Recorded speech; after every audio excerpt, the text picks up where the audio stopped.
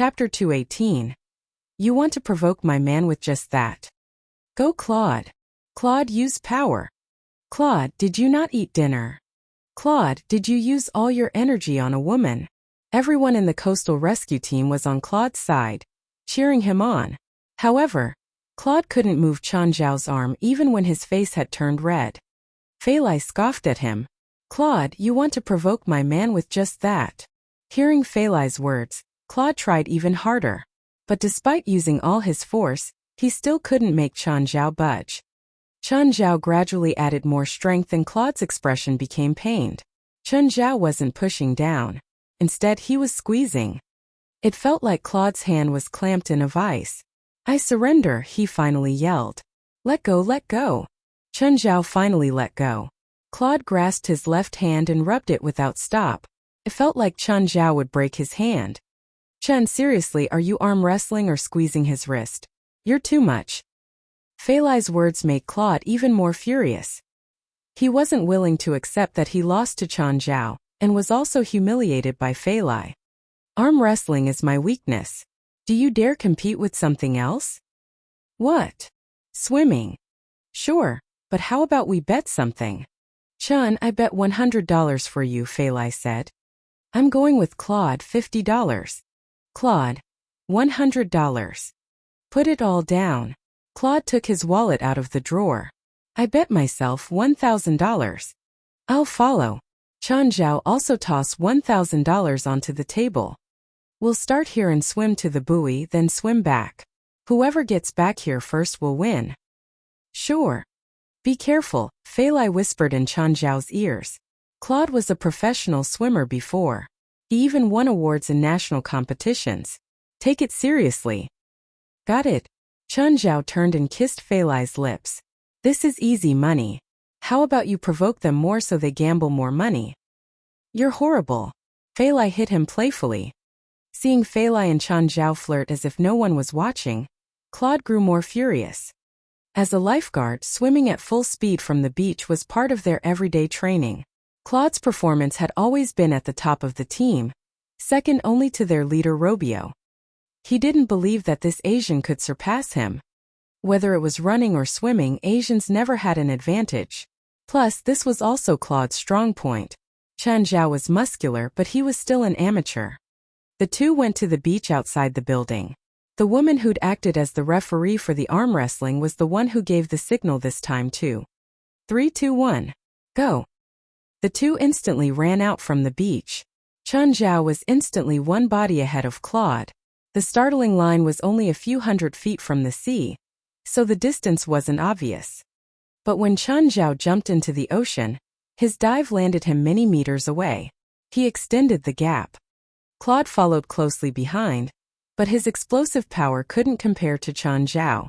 Chen Zhao's speed was terrifying. He stayed underwater without coming out to breathe at all until he reached buoy. Then his head popped out and he swam back. The buoy marked the deep zone. It was around 200 meters away.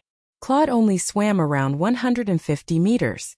When Chen Zhao swam past him, the lifeguards in the hallway of the office all fell silent. No one cheered Claude on anymore. It wasn't because they didn't want to, but that they couldn't make another sound. Claude and Chen Zhao were too far apart. Claude had only reached the buoy when Chen Zhao was already on land. He was basically twice as fast. How could Claude be so bad today? Chen Zhao didn't go easy at all.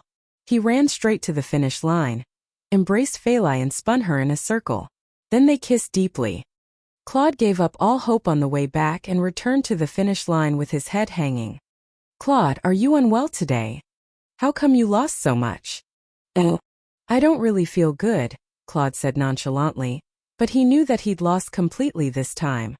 It wasn't just in terms of state. It was a difference in true abilities. He'd lost in arm wrestling and was creamed in running and swimming. He couldn't bully Chen Zhao anymore. You win. Robio walked to Chen Zhao's side. He didn't know what had happened before him and Claude. He'd returned just as the swim race started. From what he'd seen, he knew that nothing was wrong with Claude. He'd performed as he usually did. It was just that Chen Zhao was too fast, both while sprinting on the beach and swimming in the sea. The difference between them was like a child and an adult. Chin, you took less than 50 seconds while swimming in the sea. It was probably with the current.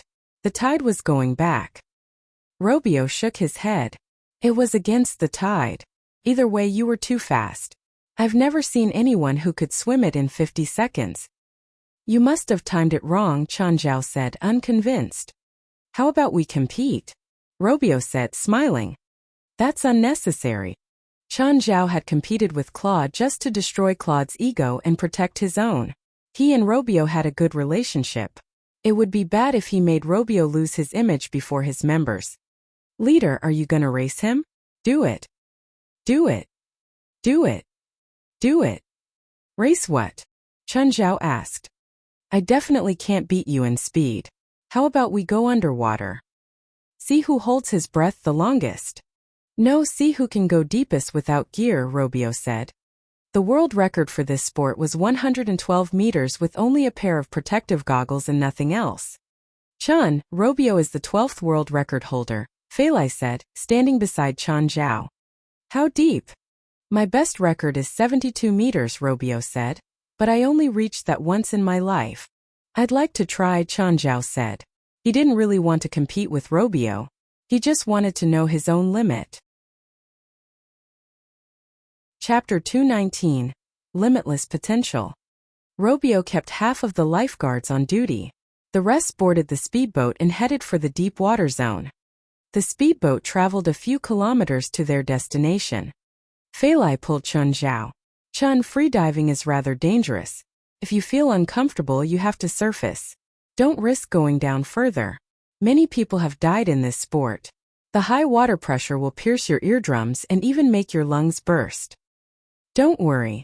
I won't bet my own life. Robio threw Chanjiao a pair of goggles. Chun, has Feilai told you about the precautions for free diving? Yeah, I know. Be careful. Competition second, safety first. 2 lifeguards with full diving equipment went underwater first. Their job was to ensure the safety of Chanjiao and Robio. Chanjiao and Robio jumped into the water at the same time and started diving. When Chanjiao was about 10 meters underwater, the lifeguard and diving equipment made a hand signal. 10 meters. Up, down. Chanjiao gave a thumbs up, after which he pointed below him. He was going to continue. 10 meters was usually the limit for a normal person, that is, a person without diving training. Those who had training could reach roughly 15 or 20 meters.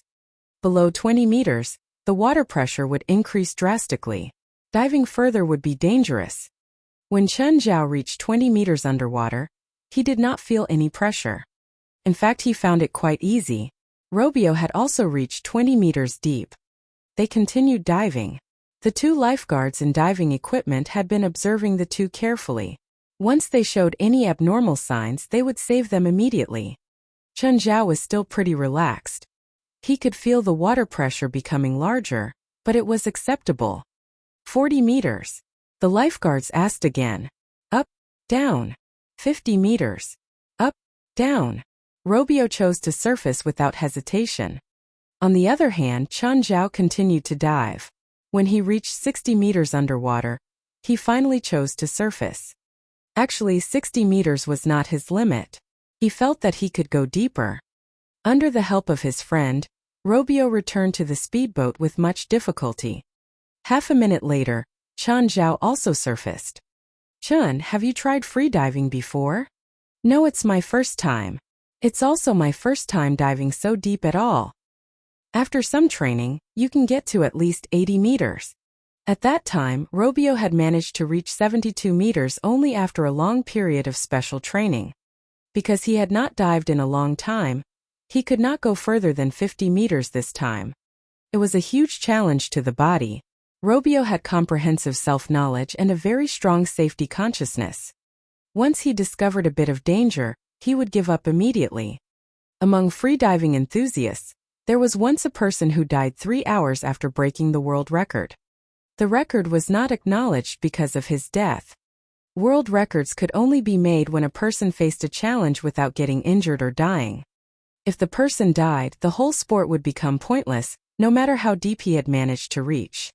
Chun, do you want me to train you? You might just break the world record. No way. Fei Lai was the first to object.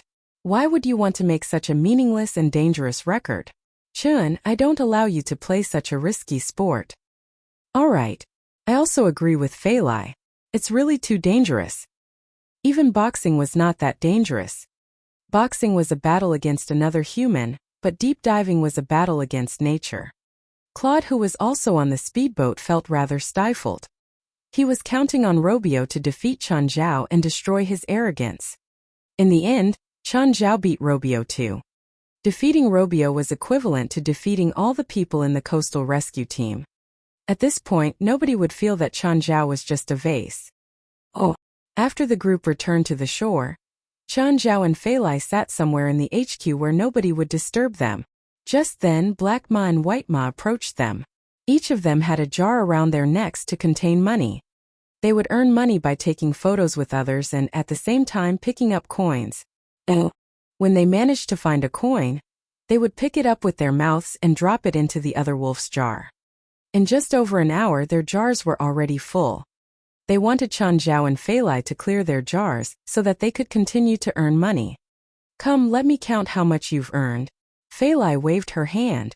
Black Ma walked up to Fei Lai. Fei Lai poured the coins out from the jar. However, she noticed that one of them did not seem to be an American coin.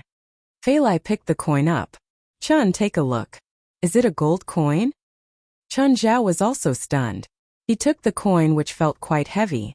It had the texture of gold too. Moreover, traces on its surface indicated that it had once been attached to soft-bodied organisms. It was probably brought to the beach by the waves. It is a gold coin indeed. Chen Zhao cleaned the surface of the coin. The coin had a Jesus cross on the front and a head portrait on the back. From the craftwork of the coin, it probably had a long history. Could there be a shipwreck nearby? Fei Lai asked. Let me ask someone professional, Chen Zhao said. Then he took his phone and called Mr. Doman. Mr. Doman, are you free? Yes, I usually don't work in the morning. What is it? Can you appraise something for me? I want to know its origin. Do you want to send me a photo, or bring the thing over? I'll take a photo. Sure. Chen Zhao sent a photo of the coin to Mr. Doman, who immediately said, it's a 14th century Clement commemorative coin made in Vatican in the 17th century. Where did you get it? Mr. Doman. How much does this coin cost? Each piece costs about $30,000 to $50,000. Not many 14th century Clement coins have been discovered, so they're quite expensive.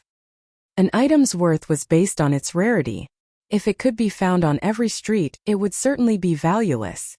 However, if it was unique, its value would multiply by hundreds or thousands of times. The same was true for antiques and artworks. If the coin they had found was the only piece in the world, it might even cost $1 million or $10 million. Thank you, Mr. Doman. If you have 20 pieces of that coin or fewer, I can buy them at $50,000 per piece. If you have more than 20, it'll be $40,000 per piece. However, if you have more than 40 pieces, I can only give you $30,000 per piece. How many do you have?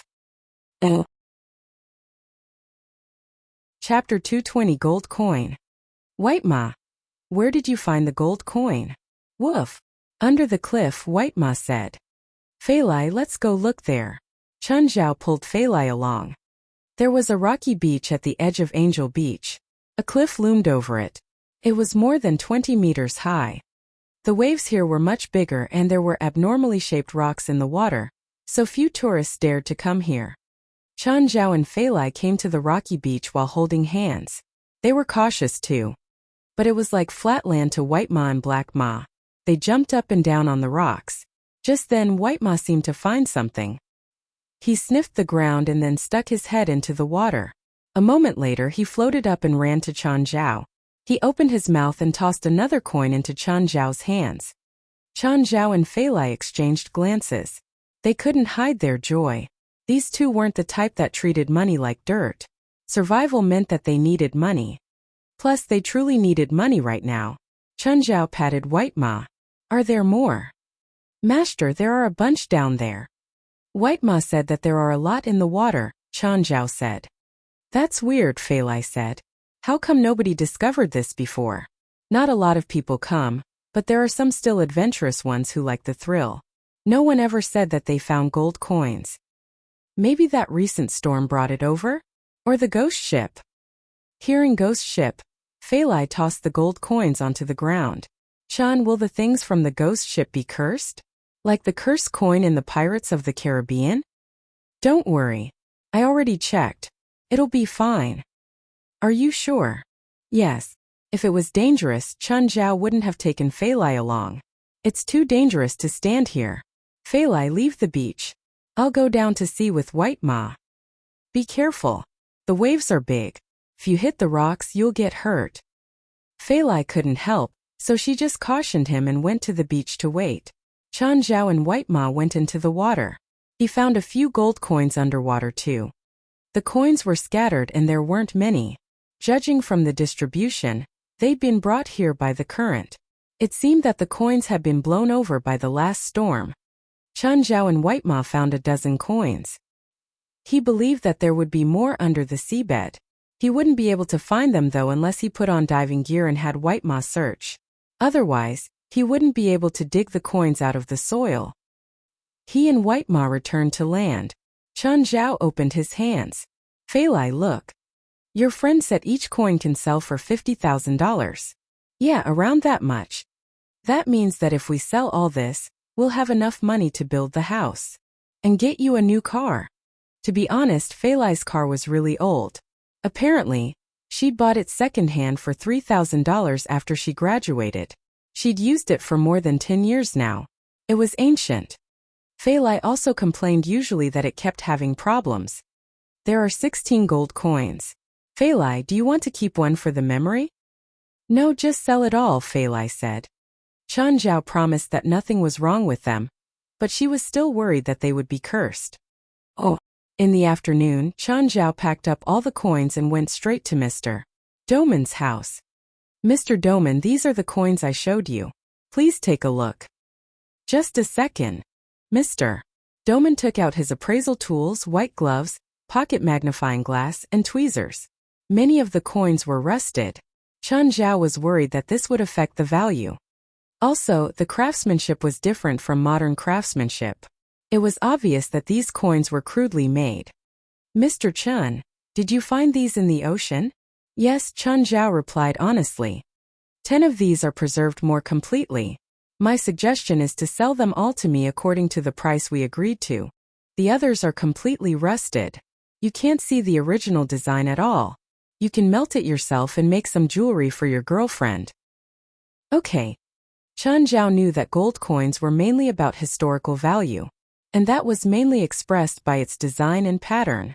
If that was gone, the coin would lose its historical and collectible value. Mr. Doman signed a check to Chun Zhao. He glanced at it. How come it's $900,000? The $400,000 is your payment, Mr. Doman said.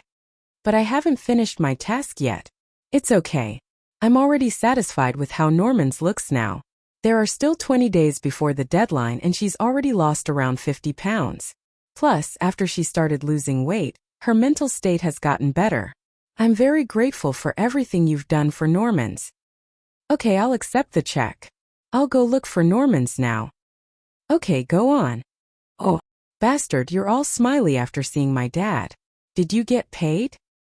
Is it obvious? Chun Zhao touched his face. Super obvious.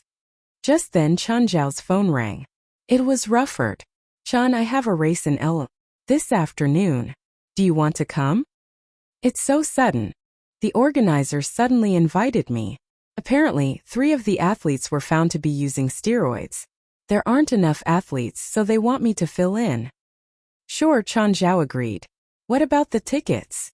I'll have Mr. Board wait for you at the door. How many do you want? 2 is fine. After he hung up, Norman's asked, who was it? Are you going somewhere? My friend who runs track has a race this afternoon in LA, want to go watch. What about this afternoon's exercise? We'll run to the stadium. Which stadium? LA Memorial Coliseum. That's around 30 miles from Beverly Hills. It's on the other side of LA. You want us to run there?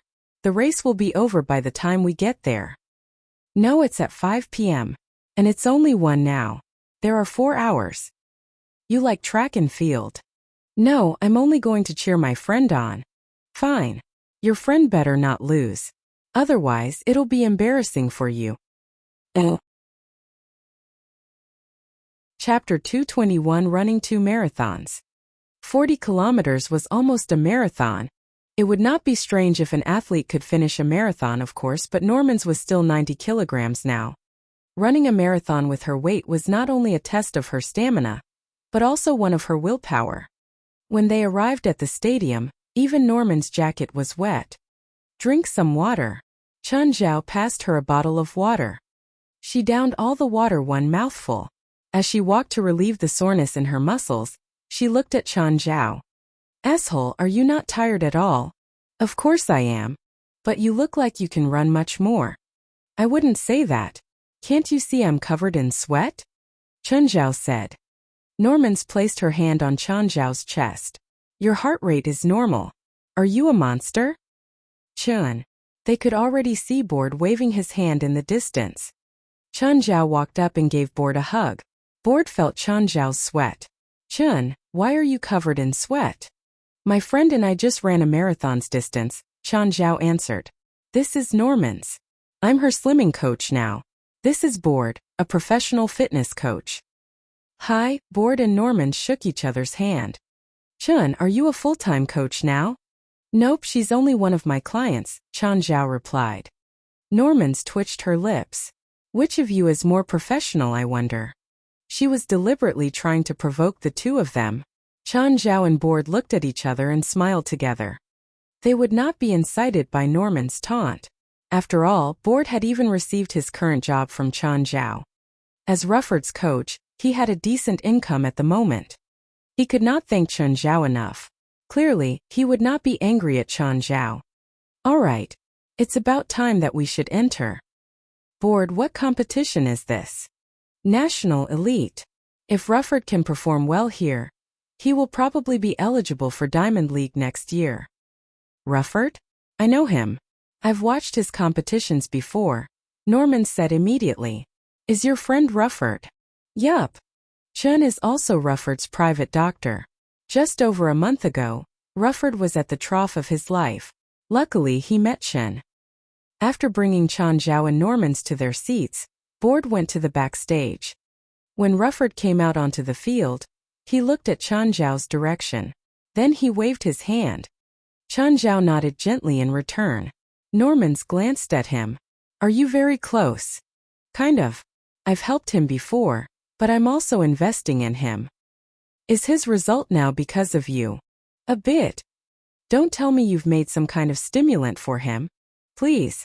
With the current technology, do you think an illegal doctor like me can create a stimulant that can bypass urine tests and blood tests? You're really overestimating me. I didn't even give him any legal drugs, not to mention stimulants. Rufford was the most popular athlete in the competition. Since he reappeared not long ago, he had been continuously producing excellent results. He was like a newborn star in sprinting. In the few competitions that he had remarkable performances. At the moment, he was already in the top 10 among the track and field athletes in America. In addition, his 100-meter sprint record was the best in the year. His international ranking was just over 50. In fact, with his results in the last 5 competitions, Rufford could have entered 10 top, or perhaps even top 3 internationally. However, an athlete's performance would fluctuate. Outstanding performances in a few recent competitions did not necessarily mean that he was better than the other athletes. This was the reason for the point system, which was calculated annually. Rufford had made his comeback last December. Before that, he had been either injured or producing mediocre results. Hence his ranking was not high. The new year had just begun. The points gained last year still determined his current position. In IAAF, points would usually be renewed once every 3 months. Rufford's points were therefore not very high. Rufford had been spending all his time in competitions recently. In just 20 days he had taken part in 7 or 8 competitions already. He was precisely trying to gain more points and a higher ranking in order to be eligible for Diamond League. The athletes took their positions. Rufford was also ready. A deafening silence broke out. Following a loud bang, all the sprinters charged toward the finish line like a rainbow. Far ahead of the rest, Rufford passed the finish line first. The audience was stirred up at once. Everyone stood up and cheered wildly. A number appeared on the electronic screen. 960. Downwind 1 meter per second, result effective. Rufford had broken the national record in America. He became the fastest 100m sprinter here. Rufford! Rufford! Rufford!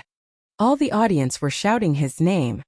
While it was not the world record, his result was enough to make the audience go insane. The host introduced Rufford again with a resounding voice. Oh! After enjoying the cheers and applause from the audience, Rufford returned to the changing room. The first thing he did was hug Chun Zhao and bored. Chun, did you see it? Did you see it? It was 9.6 seconds. Rufford was still unable to calm down. Rufford, I hope that I will be there too when you break the world record. Can I? Yes, you can. Believe me. I will. I definitely will. Rufford clenched his fist tightly. By the way, have you signed the contract with CAA? We're already discussing the final details. You've introduced it, so I'm certainly okay with it. As an athlete, Rufford surely did not have the time to go for any business activity or endorsement. Hence, he had to have his own agent and agency. They would be in charge of these things. Chun Zhao introduced Normans to Rufford. The two had a brief chat. Despite being fat, Normans was really interested in sports. When they left the stadium, Chun Zhao looked at Normans. Do you want to run back? Sure. This time Normans agreed readily. By the time Chun Zhao returned home, it was over 9 at night. Fei Lai knew that Chun Zhao had been helping a woman to lose weight. When she saw Chun Zhao covered in sweat, she was really concerned. Chun, why are you so late today? Just had 2 marathons. You must be tired. No. Let go of me. Go take a shower first. Together. Unable to resist Chun Zhao, Fei Lai was pulled into the bathroom. Chapter 222. Who's lying? Construction at Mirror Lake started. First was road construction. When work started, Chun Zhao went to look. Felwood was surveying the work at the site. Chun Zhao still had to go to the gym in the morning and then train Normans in the afternoon. In the evening, he decided to take a taxi home when he received a call from the orphanage. Hello, Mr. Chin. Do you remember me? I'm Yusis Cree, head of Greenleaf Orphanage. Chun Zhao remembered the old granny at the orphanage. He'd once given her his card. Yes, Mrs. Yusis. How can I help you? Yes, I need your help. Can you tell me what it is? I can't explain it on the phone. Can you come over? Chun Zhao hesitated, but he still agreed. Sure. When possible, Chun Zhao was willing to help those orphans, but he really didn't like the atmosphere of the orphanage. The eerie and dark aura depressed him. He couldn't refuse the orphanage administrator's request though. In that case, he decided to make a visit. He still remembered the orphanage's address, 399 Bin Road. When he got there, Administrator Yusis was already waiting for him at the door. Hello, Mr. Chun. Hello, Mrs. Yusis. Yusis Kree's expression was very grave. She looked even thinner than before. Leading Chun Zhao into the orphanage, her footsteps were heavy. Mrs. Yusis, can you tell me what's wrong? Chun Zhao asked. After Christmas, Cheryl became strange. Cheryl? That girl from last time? Yes, sir. Yusis nodded. She really liked Carrie before. Carrie's that volunteer you treated last time. But after Christmas, Cheryl's personality changed and she kept doing strange things. Carrie warned her before, but she ignored her. These past few days, food kept going missing from the kitchen. We installed a camera. Last night, we discovered that it was Cheryl. Maybe she didn't eat enough during the day and was hungry, Chun Zhao said. That's what I hoped. It's not. Yusis' expression turned solemn. She's eating raw meat. Chun Zhao almost choked on air. Raw meat. Yes, she's eating raw meat. Raw meat? What kind of illness was that? Chun Zhao had no clue. He had to see Cheryl first to get an idea. Is it my misperception? I can't see any of the kids. Last time he came, there had been children looking out from the windows. Today there didn't seem to be anyone here. The teachers took them out to play. After entering the main building, Chun Zhao didn't hear any sound. It was as if no one was there. There's not a single person here. The orphanage is poor and we don't have many people. Since the kids aren't back yet, there's no one else here. Eustace brought Chun Zhao to outside the quarantine room. Chun Zhao looked through the glass and saw Cheryl sitting on the bed, dressed all in white. Mr. Chun, do you know what's wrong with Cheryl? I don't know. Can I go in and interact with her? Fine. Eustace opened the door. After Chun Zhao went in, Eustace closed the door again. Hi Cheryl. Do you remember me? Cheryl looked up and nodded. I'm here to help you. Eustace told you everything. She said that you're eating raw meat? What's going on? No, Cheryl said. Then one of you is lying. Chun Zhao didn't see anything wrong with Cheryl, but Eustace had no reason to lie to him, right? She's not the administrator granny anymore. What? Chun Zhao was so confused. The orphanage moved and we were all sent to Kaline Orphanage. I missed Eustace though, so I ran back. But she locked me up and made me eat raw meat. I didn't eat any. Chun Zhao frowned. He wanted to take out his phone to check, but there was no Wi-Fi or signal here. He walked to the door and knocked. Mrs. Eustace, can you open the door? Eustace's face appeared in the glass. Mr. Chun, I'll let you out if you can help me convince Cheryl to eat dinner. Mrs. Eustace, don't you know this is illegal detention? You're a doctor and Cheryl's sick. Shouldn't you help me cure her? She's not sick. Something felt amiss to Chun Zhao. No, she's sick and needs help. With that, Eustace turned and left. Through the door, he could faintly hear Eustace's footsteps echoing in the empty hall. Chun Zhao returned to Cheryl's side. What does she want you to eat? Cheryl pointed at the box beside the bed. Chun Zhao opened it. It was a brain. He immediately closed the box. Nausea rose up within him. Now you get it, right? Granny Eustace went crazy. She's not the nice administrator from before anymore. How long have you been locked up? Chun Zhao asked. 2 days. No one came to look for you. I heard noises yesterday. I think someone came from outside, but then it quieted down again. Cheryl sat on the bed and hugged her legs. She was still in a nervous and fearful state. Chun Zhao had a headache. How come it felt like a paranormal event? The kind old granny transformed into a cruel and violent creature. More importantly, Chun Zhao's phone had no signal. He couldn't even call the cops or ask for help. It's getting dark. Cheryl turned and looked at the sky outside the metal bars. There was no light in the room and night fell gradually. Mr. Chun, no matter what happens later, please keep calm, Cheryl said in a mature tone. What will happen? This entire time, Cheryl sat on the bed, hugging her legs. She seemed to be waiting for something. As long as you don't scream, nothing will happen. Can you tell me beforehand so I can be mentally prepared? Cheryl finally put down her legs. Moonlight filtered past the bars and shone on her face, making it seem abnormally bright. Then she shot forward and slammed against the metal door. Bang! Chun Zhao was freaked out. Was Cheryl trying to kill herself? He quickly went to help her up. Cheryl, are you okay? She shook her head. I'm very well. Are you sure? You didn't get hurt? Chapter 223. How about let me try? Cheryl stood up again, unhurt.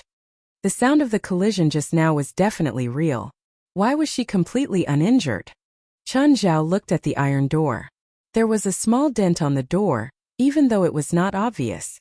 Chun Zhao touched the door. He realized that there were more signs of impact. In the past 2 days, were you so bored that you have been running into the door for fun? I didn't do it for fun. I wanted to open the door, Cheryl said. This iron door is at least 10 centimeters thick. It's impossible to open it by running into it. Chun Zhao felt the door with his hand. He knew that it was indeed very thick. I can't break the door open, but I can destroy the hinges, Cheryl explained. In the last 2 days, I have already made the wall crack. You really haven't eaten for 2 days? Chen Zhao stared at Cheryl in doubt. Even adults were not as powerful as her. Cheryl glanced at Chen Zhao. Hope that we can get out of here before midnight. Why before midnight? You won't want to know it, Cheryl said. Will Ms. Eustace turn into a monster? Chen Zhao asked. Cheryl kept silent and continued to hit the door with her body. Stand back. Let me do it, Chen Zhao said. You? You're not even as strong as Mr. Carrie. Get out of the way. Cheryl struggled away from Chen Zhao's hand. Despised by a girl who was only 1.3 meters tall, Chen Zhao felt really annoyed. Chen Zhao kicked onto the floor and bolted toward the iron door at full speed. However, he was stunned by the impact from the collision. He almost could not feel his shoulder anymore. Nonetheless, the door produced a loud creak. Chen Zhao collapsed onto the floor, holding his shoulder with the other hand. It was too painful. Cheryl walked to the door. She discovered that Chen Zhao's strike had caused the door to deform obviously. That's a lot of force. Cheryl looked at Chen Zhao in surprise. Chen Zhao was stronger than she had imagined. He rubbed his shoulder as he got up to his feet. I think my shoulder will break before the door does. You've done enough, Cheryl said. Meanwhile, she took a few steps back and then charged into the door again. Bang! One corner of the door curved outward. Although the door was still bolted, the hinges were already deformed. Chen Zhao had to admit that while Cheryl was not as strong as him, her physical resistance was higher. Are girls nowadays also tough? Chen Zhao wondered. Cheryl lifted her leg and kicked hard onto the door, but it did not seem to be effective. Let me do it. Chen Zhao felt that he had to display his strength. However, after kicking the door over 10 times with all his might, the door still did not move. Who the fuck made such a high-quality door? Let me rest for a while. Chen Zhao sat onto the bed and looked at Cheryl's back. Did you just grow a bit taller? Or is it just me? Cheryl turned her head around. Standing in the shadows, her eyes seemed to be emitting a green light. Chen Zhao was slightly scared because he felt that he had been locked with a monster. Cheryl looked at Chen Zhao. It's better if you don't know about it. Do you have some other kind of bloodline? I said, you better not know about it. Bang! Cheryl hit the door again with more force than she had been using. The door opened, its hinges destroyed completely. Cheryl turned around and glanced at Chen Zhao. Let's get out of here. Chen Zhao immediately ran to the door. However, the next instant, a black figure appeared before them and collided into Cheryl. Cheryl flew backward, hitting Chen Zhao along the way. Chen Zhao became the cushion and could not stand up for a while. Cheryl turned over and stood up, producing a monstrous roar. Chen Zhao realized that the person standing outside the door was none other than Eustace. However, there was a large tumor on her back, growing out through her torn clothes. Cheryl, you're just as rebellious as you have been. You should learn to obey the rules, Eustace said softly. Gritting her teeth, Cheryl stared at Eustace. Sharp claws grew out from her fingers. I'll never obey your rules, you monster. Here, how about you two chat first? I suddenly remember I have something else later. Bye. Mr. Chen, Cheryl's treatment has yet to be finished, so you can't leave now. Ms. Eustace, I don't think I can help in Cheryl's condition. No, you can't. I can't. Chen Zhao was rather bored. What does this perverted old woman want? Do you know how she wants you to treat me? Cheryl said. No, Chen Zhao admitted. She wants you to be killed by me. What? She wants you to be killed by me, Cheryl repeated. Why? Why would she want that? I said you won't want to know. Look, she's turned into a monster, and so will you. What can I not know now? Like what you've seen, I'm a monster. After midnight, I'll lose my rationality. She hopes that I can kill you myself later, so that I can completely turn into the monster that she wants to see. So I came here as a sacrifice. You finally got it, Cheryl said. How will she benefit if you turn into a monster? Eustace twisted her neck in an unnatural way and a wicked smile appeared on her face. I only want to change my body. She's the body that I want, young and special. Combine with me and we'll be invincible. Don't even think about it. Cheryl roared in anger. At the same time she charged toward Eustace. The tumor on Yus's back suddenly enlarged. It moved over her shoulder and struck toward Cheryl as if it had its own mind. Cheryl was blown backward again. There was a mouth at the top of the tumor. When it hit Cheryl, it tore a piece of flesh from her arm, after which it chewed and swallowed the flesh. Cheryl stood up again. With her arm covered in blood, she looked obviously in pain. The tumor on Yus's back was really terrifying. It was dark red, had no eyes, but a huge mouth filled with sharp teeth. There were a few thin tentacles around its mouth and a row of tiny holes on each side. Presumably it breathed through these holes. The tumor looked like the head of a worm. It could vary its own length. However, its reaction speed was clearly faster than a worm. Cheryl, how about let me try? Chun Zhao pulled Cheryl's arm. Get back. You can't do anything here. Stop standing in my way. Cheryl was almost out of control, just like a furious little cat. Chapter 224. Want a girl? Chun Zhao saw thick fur grow out of Cheryl's arm and neck.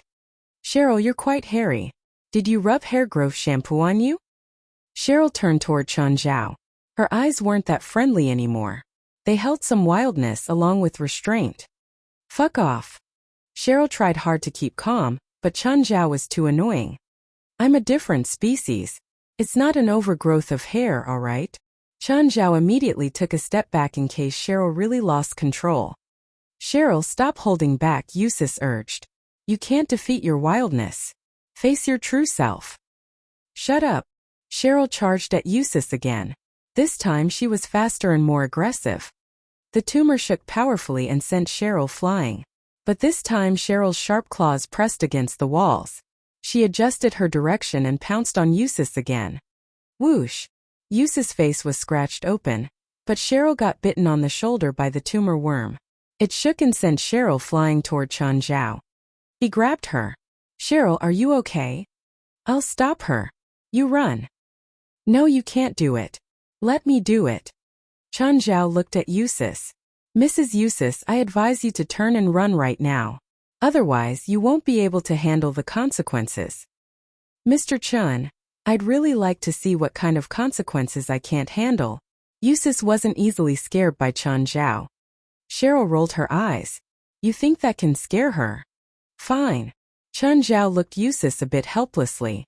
He couldn't deal with this old witch. However, he took out the Bloody Hunter's ritual implement. Do you know what this is? What? A light fog started seeping in. A huge figure appeared within the fog. Cheryl and Yusuf both looked fearfully at the figure. Slowly, the fog gathered in one place and the Bloody Hunter stood before them. Cheryl took a step back. We're werewolf. A whole werewolf. Huh, another be mixed blood. The Bloody Hunter corrected himself when he saw Cheryl in Chun Zhao's arms. Bloody Hunter, do you know what that is? Chun Zhao asked, pointing at Yusuf. She should be a poisoned soul suffering from the backlash of a curse. What does that mean? Explain in layman terms and don't use professional terms. Chun Zhao thought that Yusuf had been infected by some hell creature, and that she could still be saved. Judging by the Bloody Hunter's tone, it didn't seem to be the case. She used a spell she shouldn't have used. She lost control and was cursed by it. Her soul and body have both been tainted by the negativity, or became a poisoned soul, in other words. Can she still be saved? She's still her, the Bloody Hunter said. There's no saving to be done. Then kill her. The tumor worm on Yusuf's back pointed at the Bloody Hunter. A purer werewolf. It seems like you're more suitable to become my body. When the Bloody Hunter heard Yusuf, he laughed in anger. He was different from a mixed blood like Cheryl. Plus, Cheryl was the kind that hadn't activated her bloodline yet. The Bloody Hunter attacked directly. The tumor on Yusuf's back also gnashed right at the Bloody Hunter. The Bloody Hunter's huge claws swept across. A chunk of the tumor flew immediately. The Bloody Hunter's claw sank into Yusuf's neck, but Cheryl's heart squeezed. No! She still had feelings for Yusuf, even though Yusuf had become a different person. Chun Zhao glanced at Cheryl. She can't stay. She's already a monster. Cheryl's tears flowed out without stop. The Bloody Hunter's claws dug in. That moment, Yusuf looked as if she'd been relieved. Green liquid spewed out of the tumor. Falling onto the ground, Yus's eyes remained trained on Cheryl. Her lips quivered as if saying sorry. The bloody hunter was very strong.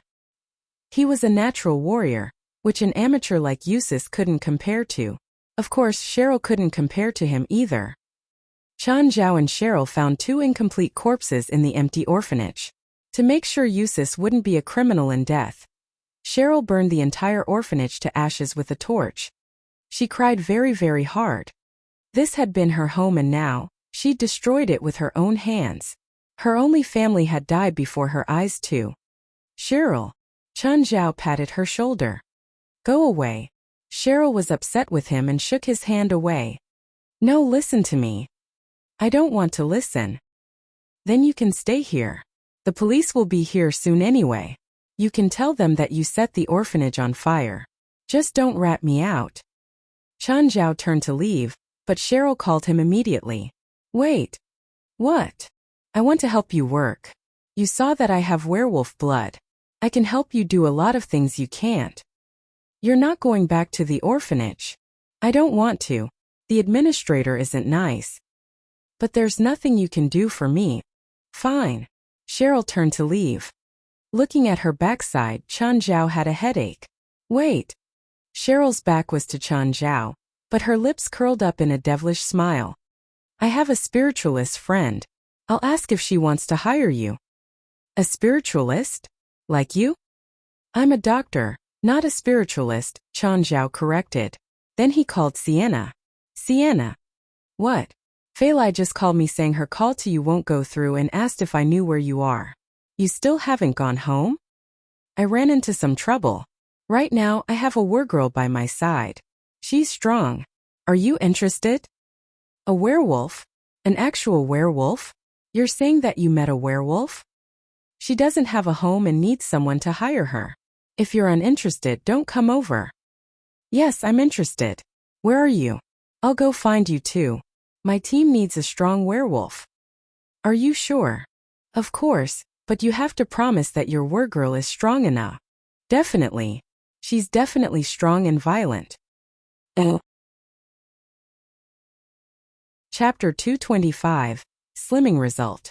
20 minutes later, Sienna and Chris came. Excitement was written all over their faces. When Cheryl saw the 2 of them, she subconsciously hid behind Chan Zhao. Sienna, Chris, you're scaring her. Why is it a kid? Are you still not satisfied? Chan Zhao twitched his lips. Is she really a werewolf? As real as it could be. Can she transform? Chan Zhao looked at Cheryl.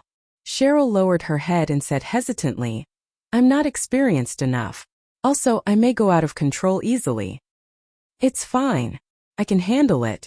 Even if I can't, Chan can. Here, don't count on me. I'm just a doctor, Chan Zhao rejected. By the way, don't tell Fei Lai about what happened tonight. Sure. Sienna and Chris left with Cheryl.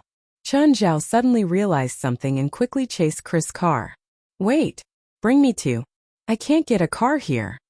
Late into the night, Chan Zhao finally reached home. He looked dirty and clumsy. Fei Lai, why are you still awake? Waiting for you. I can't sleep without you at home. Sorry to keep you waiting. Chan Zhao felt somewhat guilty. Nevertheless, he did not want Fei Lai to worry. He took out his phone, which he had been deliberately using so that its battery was flat. My battery's flat. I promise it won't happen again. Fei Lai discovered that Chan Zhao was really exhausted. Even when he had run 2 marathons, he still slept with her at night. However, today, Chan Zhao slept immediately after he finished showering. Fei Lai could tell that his day had not been as easy as he described. Indeed, there were still visible bruises on his body. Oh, stop, I still want to sleep. When Fei Lai opened her eyes, Chan Zhao was already awake.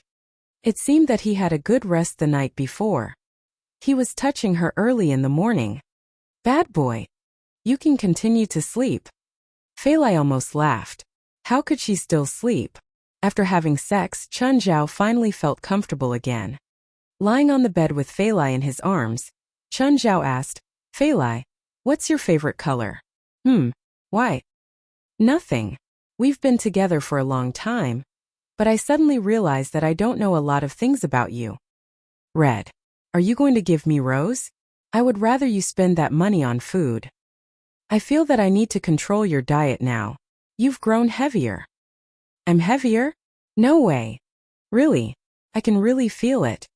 With Fei Lai in his arms, Chan Zhao turned over and pressed her onto the bed again. Oh. Gaia's boxing class was already coming to an end. However, Chan Zhao planned to continue learning, although he would not pay for an entire month's lessons again. Instead, he would only go when he was free. To be honest, Chan Zhao was really grateful for Gaia. She had taught Chan Zhao many things. Apart from occasionally beating Chan Zhao up on purpose, Gaia's boxing ability and coaching ability were both first class.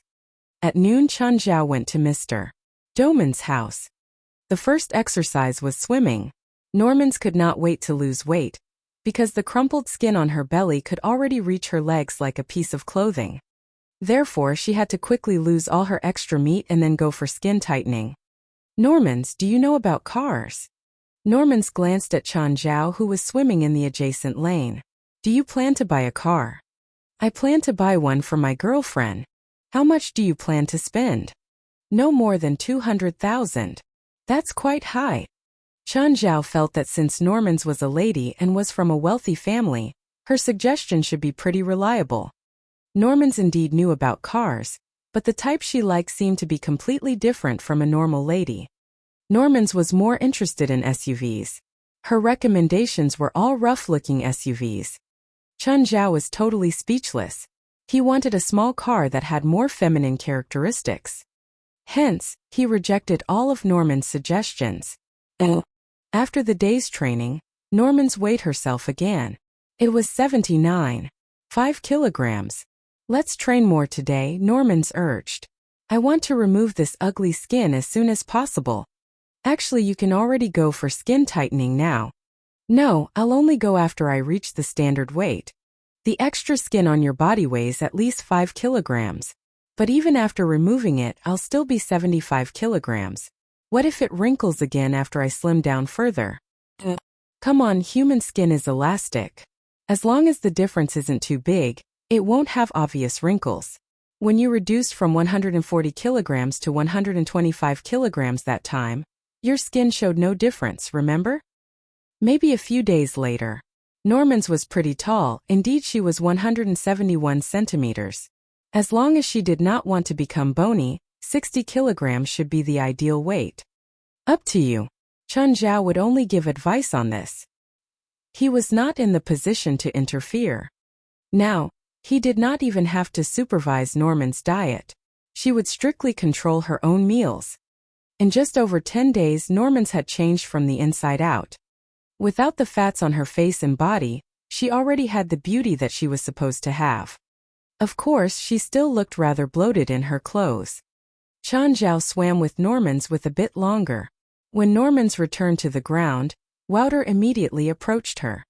The now intelligent Wouter was exceptionally close to Norman's. Usually, when Chan Zhao and Norman's went to run outside for a few hours, Wouter would stay at home alone, listless. He did not have the stamina to run more than 10 kilometers.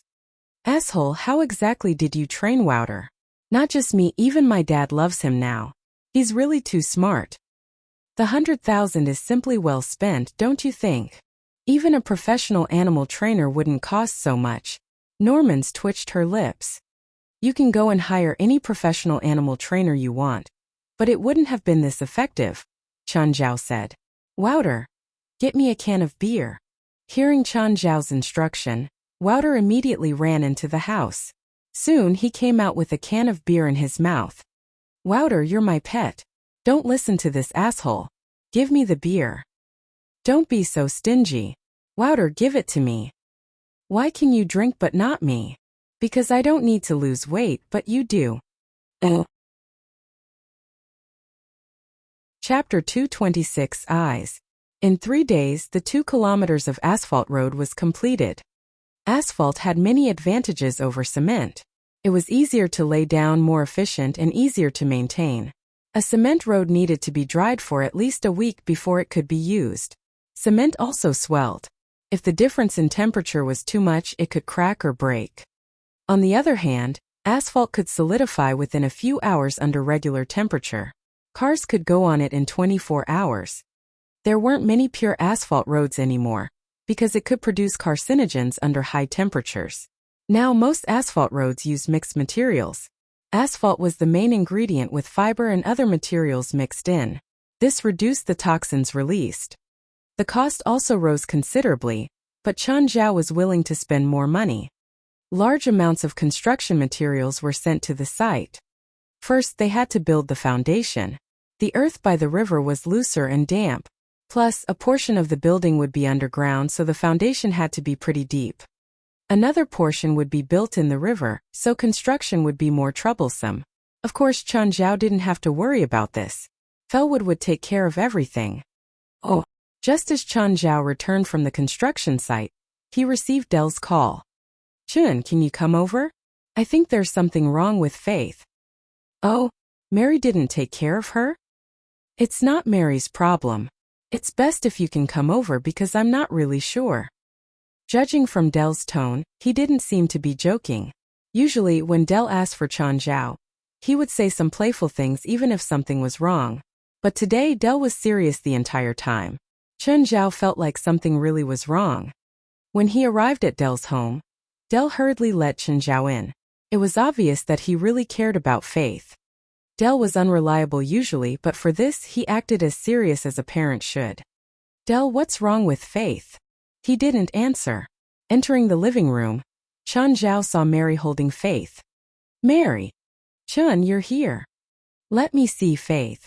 Chen Zhao took Faith, but he couldn't see anything wrong with her. What exactly is wrong? I think that she can't see, Dell said. Huh.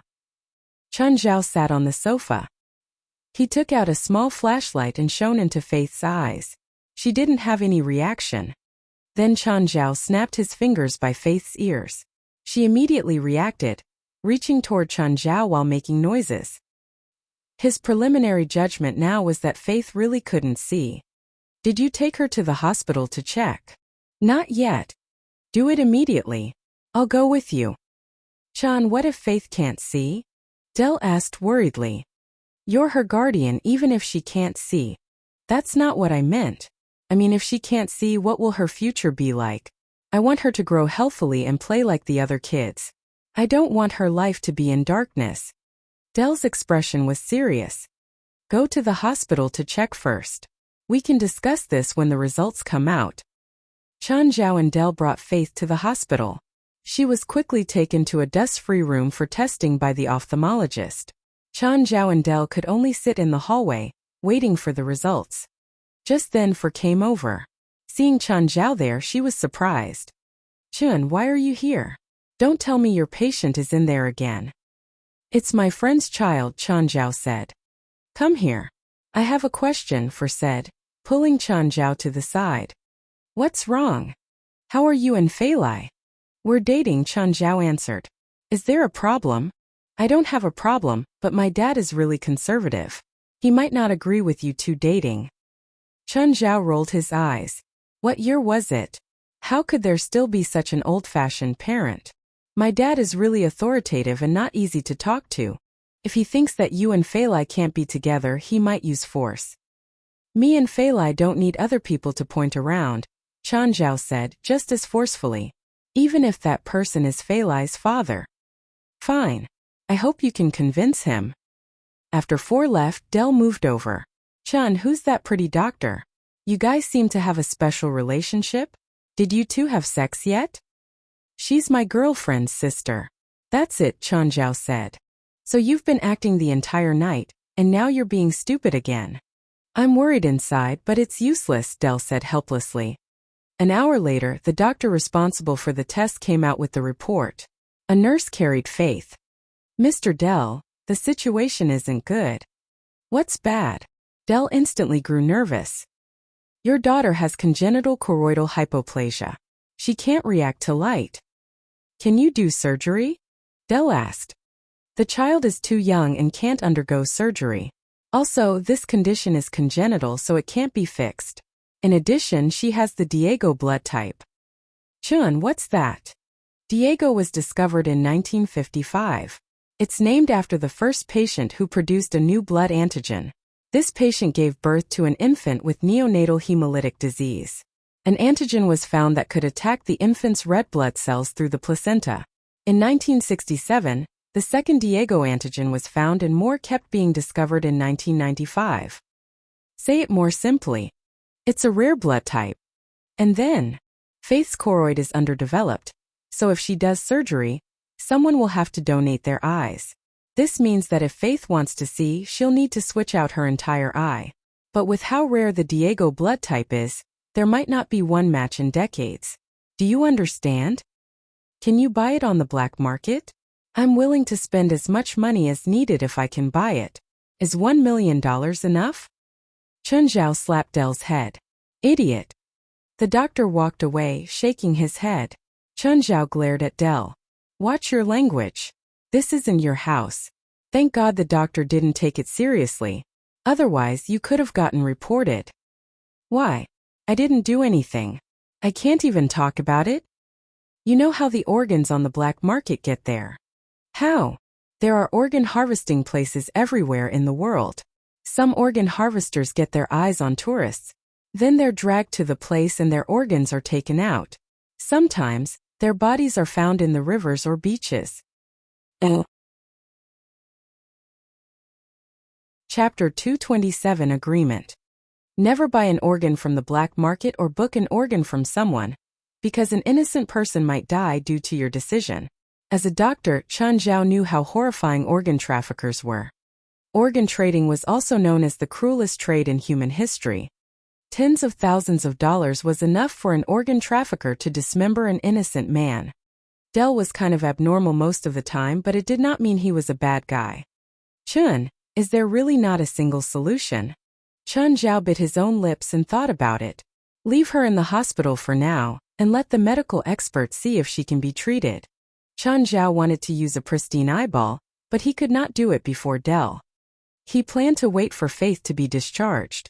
Then, he would bring her to his house and give her a pristine eyeball. Dell left Faith in the hospital because it was only a preliminary examination, not a conclusion. Her current diagnosis might just be wrong. No matter how unlikely some things were, most people would still hope that they could become reality. Chun Zhao left the hospital alone. Suddenly, a car charged toward Chun Zhao. He quickly ran backward. The car also stopped. Are you trying to fucking kill me? Chun Zhao roared. A man whose face was covered in sweat alighted from the car. Without apologizing to Chun Zhao, he flung the rear door open and carried a child out. Then, he bolted into the hospital as fast as he could. If Chun Zhao knew that there was a kid requiring urgent treatment, he would not have cursed the driver. He touched his nose, feeling somewhat embarrassed. Mr. John, what's wrong with young John? For hastily approached John and saw him carrying John Jr. I wanted to call him for lunch just now, but he kept lying on the sofa. I couldn't wake him up. As they ran along the corridor, For shone a torchlight into John Jr.'s eyes. Pupils dilated and bloodshot in his eyes, probably caused by nerve compression. Mr. John, what does his report last month say? The tumor in his brain has increased in size obviously, and the rate is much faster than a few months ago, John replied urgently. Miss Four, please save John. He's only 5. Has he been taking his medicine timely? Yes, all the time, but since last month it has been ineffective. We'll send him into the ICU first. Soon the examination report came out. The tumor in John Jr.'s brain had restored its size from 5 months ago. Miss Four, how did you manage to reduce the tumor's size last time? Can you please do it again? The cost doesn't matter. You know that I only have one kid. If he's gone, all my money will become meaningless. Please save him. At any cost. Forbit her own finger and remained silent for a while. I know someone who can help. I can try, but I can't promise that he's definitely willing to help. Who's he? I'll convince him. No. If he finds out that I've told someone else about it, he will definitely not help. Oh. For came to the rooftop and called Chun Zhao. Chun, I need your help, For said directly. Do what? I hope you can treat a kid's brain tumor. The kid in the ward that you accidentally entered last time. You relieved his condition that time, but it's back again. I can't do it, and I'm also not the person who helped him last time, Chun Zhao denied as usual. If you can help me, I'll say something good about you before my dad. I may even provide you with his information. Hearing Four's words, Chun Zhao began to hesitate. To be honest, Chun Zhao was really frustrated when he had heard that Fei Lai's father would very likely try to stop their relationship. Parental disapproval has always been an unsolvable problem since ancient times. Chun Zhao clearly could not drag Fei Lai's father out and beat him up. Nevertheless, Four's cooperation might just resolve her father's hostility and denial toward him. Do that kid's parents know about me? His father doesn't know who you are. Then never let him know, Chun Zhao said. Also, I have another request. What? Remember the kid that my friend and I sent to the hospital today? Yes, I asked about her too. Choroidal hypoplasia. I want you to prepare an operating room for me. During the surgery, nobody can come in. I also don't want any cameras to record the process down. What do you want to do to that kid? Another rule between us. Don't ask me about what I want to do again. Can you heal her eyes? For gasped. Do you agree or not? How long do you need the room for? About half an hour. Okay. I'll think of a way. When do you want me to do the operation? The sooner the better. That kid's in a really critical state. For paused before she continued, the best timing is tonight. I'm afraid he can't live for much longer. The longer we wait, the more severe his condition will be. Also, it's much easier for me to arrange an operating room for you at night. Tonight? When? After midnight. Fine, Chun Zhao agreed. Send me his examination report. I need to prepare a suitable drug for him. For immediately sent the report to Chun Zhao. It was out of her trust toward him, and also because she had no other choice. After studying demonic crystals over the past many weeks, Chun Zhao now had a much better understanding of how they could be used. To the human body, a demonic crystal was perhaps ironically both an excellent medicine and a fatal toxin. While a piece of demonic crystal could cure a person of his illness, it would also destroy his body to some extent. Hence, using demonic crystals to extend one's life indefinitely was but an impossible fantasy. Humans could not do what demons could not. Nonetheless, other substances could be used to neutralize the damage demonic crystals had to the human body. In this way, demonic crystals would do little to no damage and instead restore and repair the body, maximizing their effects. Of course, the better way was to use perfect demonic crystals. Perfect crystals were indeed much more effective than ordinary demonic crystals, but they were too scarce. As a result, Chun Zhao would not use them whenever possible. He did not have too many perfect crystals, not to mention that he had no idea when he would next obtain them. When he had killed the murderer that time, he obtained his first piece of perfect crystal. He received another one after saving 9 people from the fire. The third one appeared after he had encountered the Mexican gang and sent their leader Odutra into prison. At the moment he still had more than half of the second piece of perfect crystal. The third one was still complete, and Chun Zhao had yet no intention of breaking it apart. Chapter 228. What floor is this? Fei Lai came back in the evening and realized that Chun Zhao had come home earlier than her. Chun, you didn't go out today. I did and then came back. Chun Zhao grabbed Fei Lai's hand and pulled her into his lap. I'm all sticky. Let me shower. Together. Fei Lai knew that Chun Zhao would say that, as he always did. She couldn't resist him either, so Chun Zhao could always do what he wanted. During the heated moment, Chun Zhao murmured, I'm going out tonight. Where? Hospital. You're sick? Wait, you're a doctor. For has a patient that needs my help. Should I drive you? Sure. Chun Zhao personally made dinner. Usually Fei Lai prepared it, but Chun Zhao came back earlier this time. Naturally, he couldn't let Fei Lai work. They left around 9 p.m. During this time, Fer called to ask when Chun Zhao would come. When they reached the hospital, Fer was waiting at the door. She was surprised to see Fei Lai here too. Fei Lai, you told me last time that you have nothing with Chun. Then a few days later you guys got together. What do you mean got together? Sounds so ugly. We're dating. Fei Lai rolled her eyes. How's your preparation? I checked the surgery room schedule for tonight. There are 3 empty rooms after 11. I'll arrange an alarm for little John and I'll take him into the surgery room. Then I'll bring Faith in too. Fei Lai had only come to drive Chen Zhao. She went home after taking him to the hospital. Around 10 p.m., put Chen Zhao into a surgery room and also made him change into the white coat, along with a cap and mask. A while later, Four and a nurse pushed little John into the surgery room. The nurse was surprised to see another doctor there. Go out first, Four told her. Hand this to me. Oh, okay. After the nurse left, Chen Zhao looked at Four. Bring Faith over. Do you need help in treating little John? No need. Chen Zhao shook his head. Four was disappointed. She'd wanted to secretly learn from him, but Chen Zhao didn't even give her the chance. Petty ass, Four complained before leaving the room. Chen Zhao first checked little John's heartbeat and other indicators. He was in bad shape. The tumor was already on his nerve and he'd been unconscious for 12 hours without waking up. Chen Zhao didn't immediately give him the demonic crystal. Instead, he gave him the potion made from brewing the never-wilting flower in the soul-returned spring of hell. This potion could strengthen one's vitality. Chen Zhao made it mainly for the heavily injured or critically ill. Most times they were already in a dangerous situation. Impulsive treatments could speed up their deaths. On the other hand, taking this potion could largely ensure that the patient would be safe during treatment. After little John's vitals steadied, Chen Zhao finally gave him the demonic crystal. At that time, Four carried Faith in. I brought the baby. What next? Go out. You don't need my help to treat her eyes either?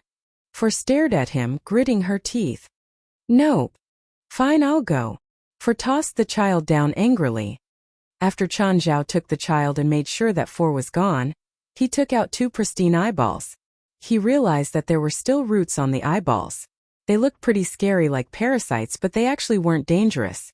They were probably the safest things in hell. Chen Zhao didn't have to dig out Faith's eyes and then stuff the pristine eyeballs in. The pristine eyeballs could automatically replace the original eyes.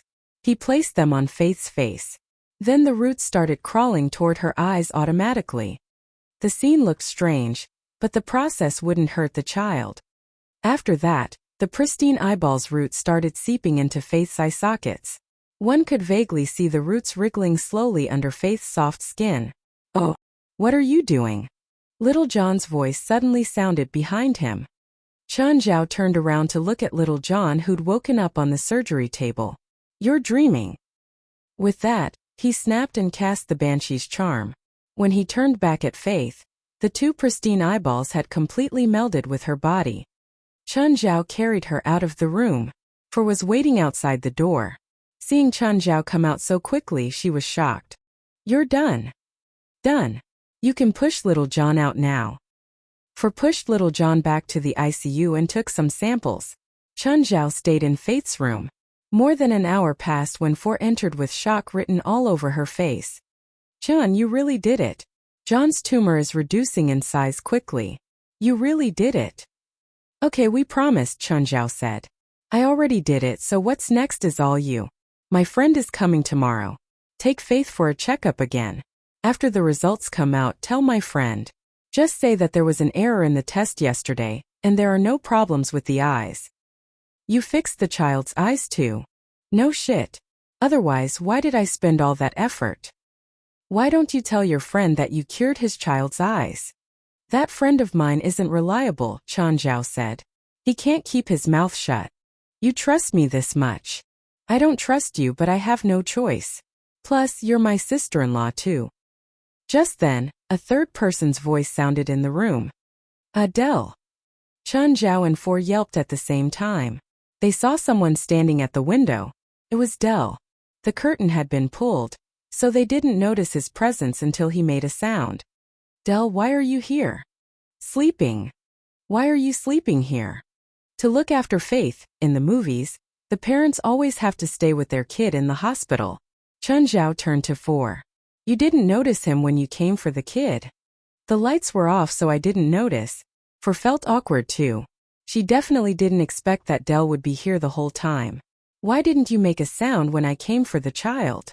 I was asleep. When did you wake up? When you two were talking. What did you hear? Everything. Fear appeared on Dell's face. You're not going to kill me, right? Chun Zhao looked outside the window. For what floor is this? 12. For also had a creepy smile. Adele yelled. Wah! Faith was scared awake by Dell. Chapter 229 Fall. Dell drove Chun Zhao home, his face still filled with displeasure. Chun, I'm very unhappy now. I can't believe you didn't trust me at all. I thought we were friends. If I didn't take you as a friend, I wouldn't have treated Faith's eyes. But you could have told me directly that you can heal her eyes, not act like a thief. And then you can announce to the whole world that someone can cure a blind person of her blindness? Is that not good? No, not at all. The treatment is very complicated and can't be repeated indefinitely. Fine. I promise to you. No, I swear in the name of God that I won't tell anyone, including Tsura. I want you to swear in the name of your dick, not God. You've done enough blasphemous things. Fine. I swear. When they reached Chun Zhao's house, Dell also alighted from his car and gave Chun Zhao a tight hug. Chun, thank you. Getting to know you is the luckiest thing in my life. Chun Zhao pushed Dell away. Don't come so close to me. Then Chun Zhao waved his hand. Take care of Faith. Chun, when did you take me as your friend? When you stopped asking me to treat your dick. Oh. When Chun Zhao entered the house, he realized that Fei Lai was still waiting for him in the living room. Chun, how did it go? Quite smoothly, I would say. Smiling, Chun Zhao seized Fei Lai's slim waist and started to touch her gently. Fei Lai's breathing became heavier and heavier. Before they left, they already had sex for 2 hours. Now Chun Zhao wanted it again. Fei Lai was speechless at Chun Zhao's endless vigor. At night, Chun Zhao was suddenly awakened by a phone call, so was Fei Lai. You sleep. I'll go out and answer the call. Chun Zhao calmed Fei Lai down and left the bedroom with his phone. Hi Gaia. Chun, I'm outside your house now. Why? You're going to rob us? Anderson's in trouble. I need your help. What happened to him? He went for underground boxing. Now he's severely injured. Wait for me to put on some clothes. Chun Zhao could not care about his bearing. Chun Zhao had quite a good impression of Anderson in the fitness center. He was a very family-centered man. Chun Zhao had heard that he was raising his kid by himself. Whenever Chun Zhao invited him for a drink after their training, Anderson would reject him politely. The reason was always that he had to go back and take care of his child. Also, Anderson was a strong and sincere person. Fei Lai, a patient is in urgent need of my help. I'm going out. Do you need me to drive you? No, just sleep. My friend is driving me there. Be careful then. Chun Zhao grabbed his toolbox. When he left the house, he immediately saw Gaia's car outside. He felt that he really had to get a driving license. Having to be fetched by others all the time was really inconvenient. In particular, Chun Zhao was very uncomfortable that Fei Lai had to sometimes drive him at night. After he boarded Gaia's car, he immediately asked, Where's Anderson now? In my fitness center. Why not the hospital? Gaia glanced at Chun Zhao. He's an illegal immigrant. Huh. Chun Zhao did not expect that. Anderson was a white man. In America, most illegal immigrants were Asian, Latino, or African, especially Latino since the two places were nearby. He's both a Latino and German, but his ancestral home is in Mexico. He's already been here for 4 years. Are you very close to him? I brought him here from Mexico. What's your relationship? He's the older brother of one of my students. Since he got here, he has been a coach in my center. But why would he go for underground boxing? He wants to get his son a legal identity. It's expensive. Chun Zhao finally understood why Gaia would sometimes train with Anderson. Anderson was definitely not rich enough to hire Gaia as his coach. After all, Chun Zhao had to pay Gaia a few $1,000s for a month's training. It was not cheap. The car stopped below the fitness center. The entire building was covered in ominous darkness. Suddenly a person fell from the sky. Bang! Both Gaia and Chen Zhao were astonished. Anderson! Gaia reacted first. She immediately charged forward, but Anderson was already lifeless. Chen Zhao stood beside Gaia and shook his head. He's dead. Anderson was totally dead. Chen Zhao did not even have the time to save him. Seeing a familiar person fall and die before him was certainly not a pleasant experience. Chen Zhao could not tell whether Gaia was sad or angry. With an emotionless face, she called the police.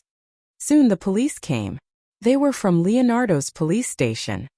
Although they were not led by Melson this time, Chen Zhao still knew most of them. Chen Zhao and Gaia were brought back to the police station and questioned. Because Gaia had a driving recorder in her car, they had no suspicion. Gaia told the police most of the facts. On the other hand, Chen Zhao just said that he did not know what was going on.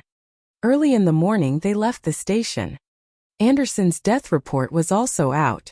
He had committed suicide. Chen Zhao did not know what kind of pressure could force Anderson to make such a decision. In fact, not too long ago he was also himself a homeless foreigner.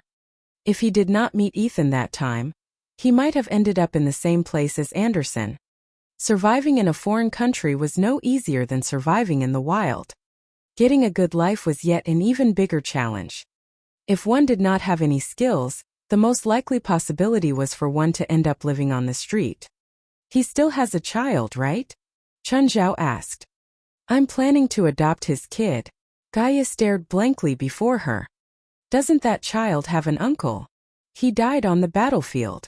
If you need anything, call me. Gaia glanced at Chen Zhao and then nodded.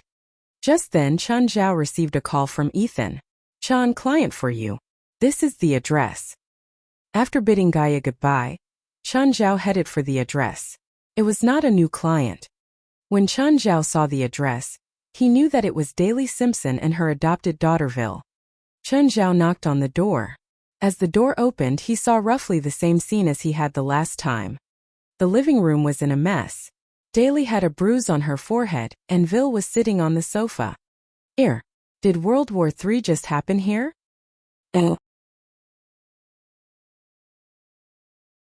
Chapter 230. Unhappy coincidental meeting. Mr. Chen, I must work in the morning, Daly Simpson said. Treat me first. I can't go to work with an injured face. The mother and daughter were both injured. Clearly, Daly didn't plan on giving in to her stepdaughter. She cared more about her career than her stepdaughter. However, judging by Vil's swollen face and messy hair, Chen Zhao felt like she had heavier injuries than Daly. I'll treat your daughter first. Treat me first. I need to work. I can't go to the TV station with bruises. Chen Zhao glanced at Daly and ignored her. I'm paying you. Daly yelled angrily. In real life, she wasn't the mature and charismatic woman that she was on TV. You better think carefully, or I'll report you for child abuse, Chen Zhao barked. Daly stopped talking. She'd always been protecting her image. If she had a child abuse scandal, her career would be over, so she admitted defeat and didn't argue with Chen Zhao again. Chen Zhao sat beside Vil while the girl looked at him. I remember you. You saved me last time. Does it hurt here? Chen Zhao gently pressed the bruise on her face. She flinched. Yeah. Vil's injuries weren't too serious. Chen Zhao applied the ointment he created. Other than the bruises on her face, Vil also had burns on her arms, but they weren't bad. Basically, a woman and a girl fought and neither were let off easily. Chen Zhao went to treat Daly next. She was really pissed, but she wasn't willing to anger Chen Zhao now. He could really call the cops.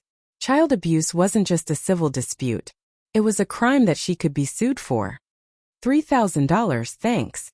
Daly practically shot flames out of her eyes. Oh right. Ms.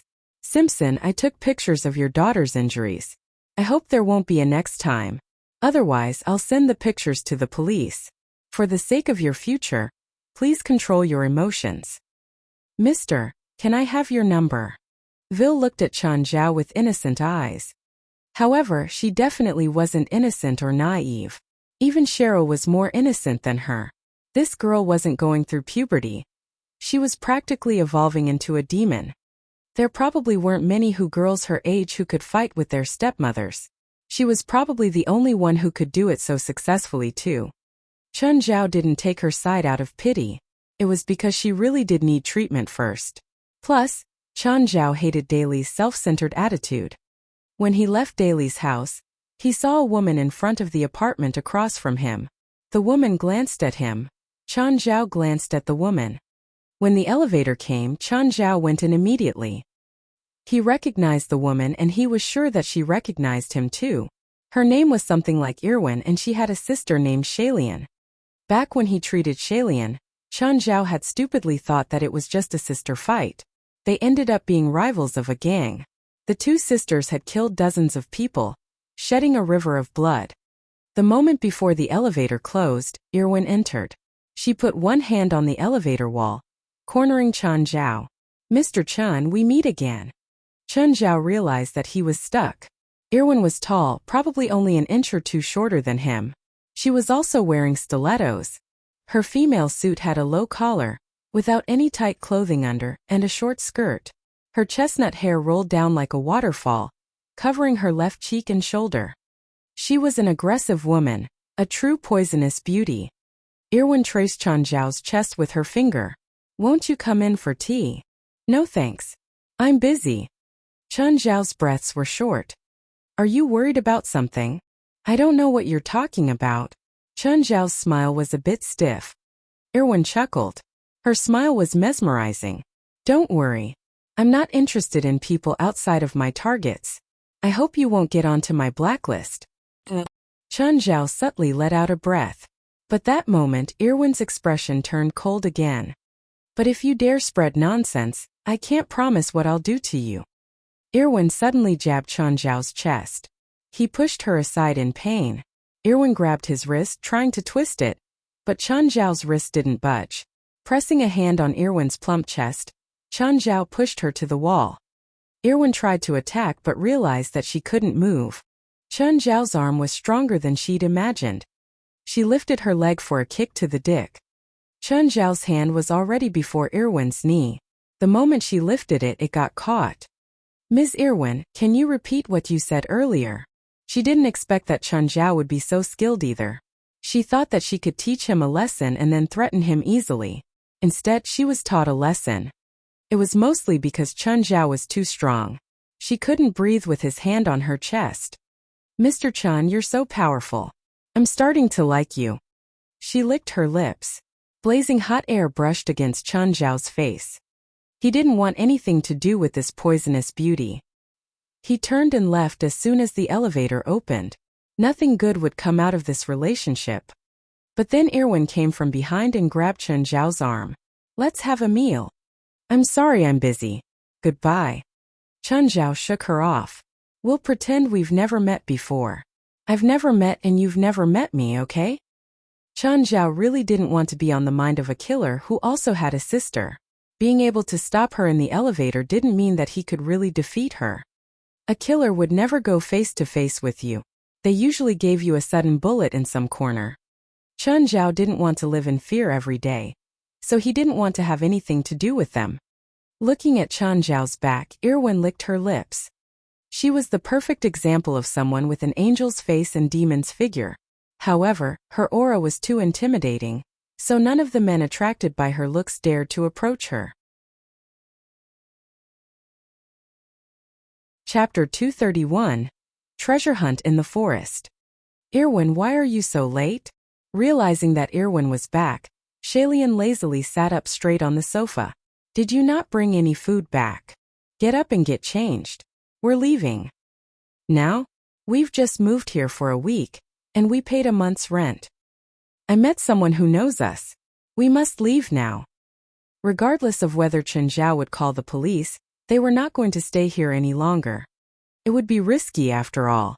Given their profession, they could not allow even the slightest risk. Shalian quickly put on her clothes and packed her stuff. The two erased all traces of their presence as if they had never been here before. "Oh, Mr. Chun, it's going to be a full moon tonight. Be prepared. I'll go and fetch you later." Pierce South called Chan Zhao. Actually, Chan Zhao already knew where Treat Pempton had hidden his treasure. The seal to the treasure had precisely been set by Winry Gargamel. Now that she had become Raymond's servant, Chan Zhao knew everything about the seal. Therefore, as long as Pierce South did not attempt to do anything funny or betray Chan Zhao, they would definitely be able to get the treasure. In the evening, Pierce South came. Chan Zhao brought all his demon servants, except Amon, who was in the sea. When Pierce saw the entire family of pets squeeze into his car, his face was clearly written with question marks. "Mr. Chan, why are you bringing so many pets?" "To ensure that you won't betray me and kill me after finding the treasure. But now I'm scared that you're the one who'll betray me." The silly twins, Walter and Abitos, all looked really fearsome. Bitten by any of them once and Pierce would probably be half dead. Pierce was himself a truly powerless wizard.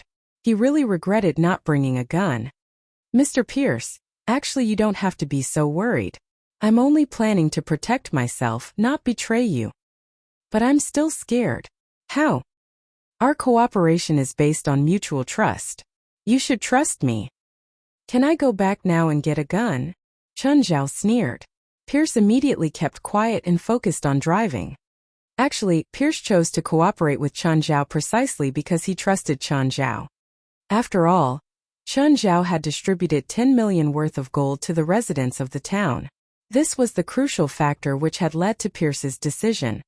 Of course, the treasure they were looking for now was worth a few $1,000,000. Pierce could not guarantee that Chan Zhao would not be blinded by greed after seeing the treasure. Just like how Pierce had been driving in worry, Chan Zhao was also on his guard. This was their first cooperation after all. They were more or less strangers to each other. Treat had hidden his treasure very deep in the mountain. Indeed, it was in an extremely isolated place. The car stopped before the mountain. The two had to climb the mountain on foot. "Mr. Chan, I heard that you're planning to build a villa beside Mirror Lake, right?" "Yes." "Is that why you need money so urgently now?" "Kind of." While Chan Zhao already had enough money for the villa, a house alone was clearly not enough. He needed more money in order to maintain a high quality of life. "How about you? Are you taking this risk also because you need money urgently?" Chan Zhao asked. "It's for my company. My company needs more money, so I have to come here." "Puff, you're really fit. Are Eastern sorcerers also fit?" "You just have to exercise more often."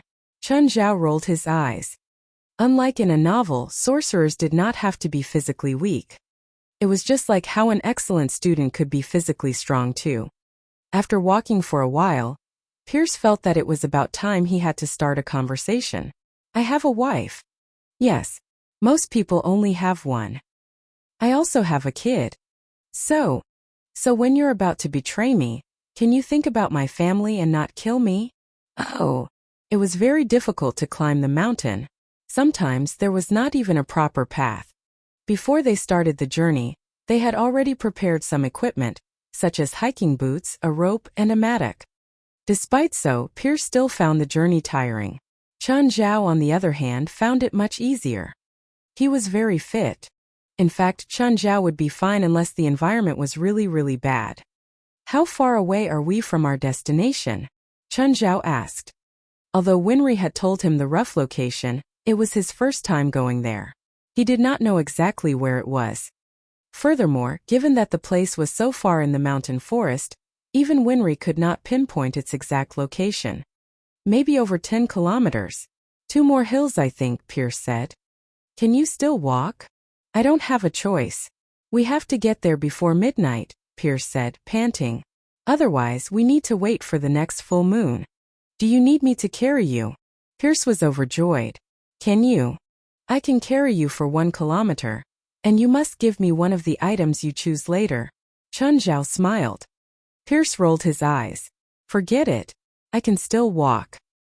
Chan Zhao was still quite energized, but it was really difficult to walk on the mountain. The path was sometimes slippery.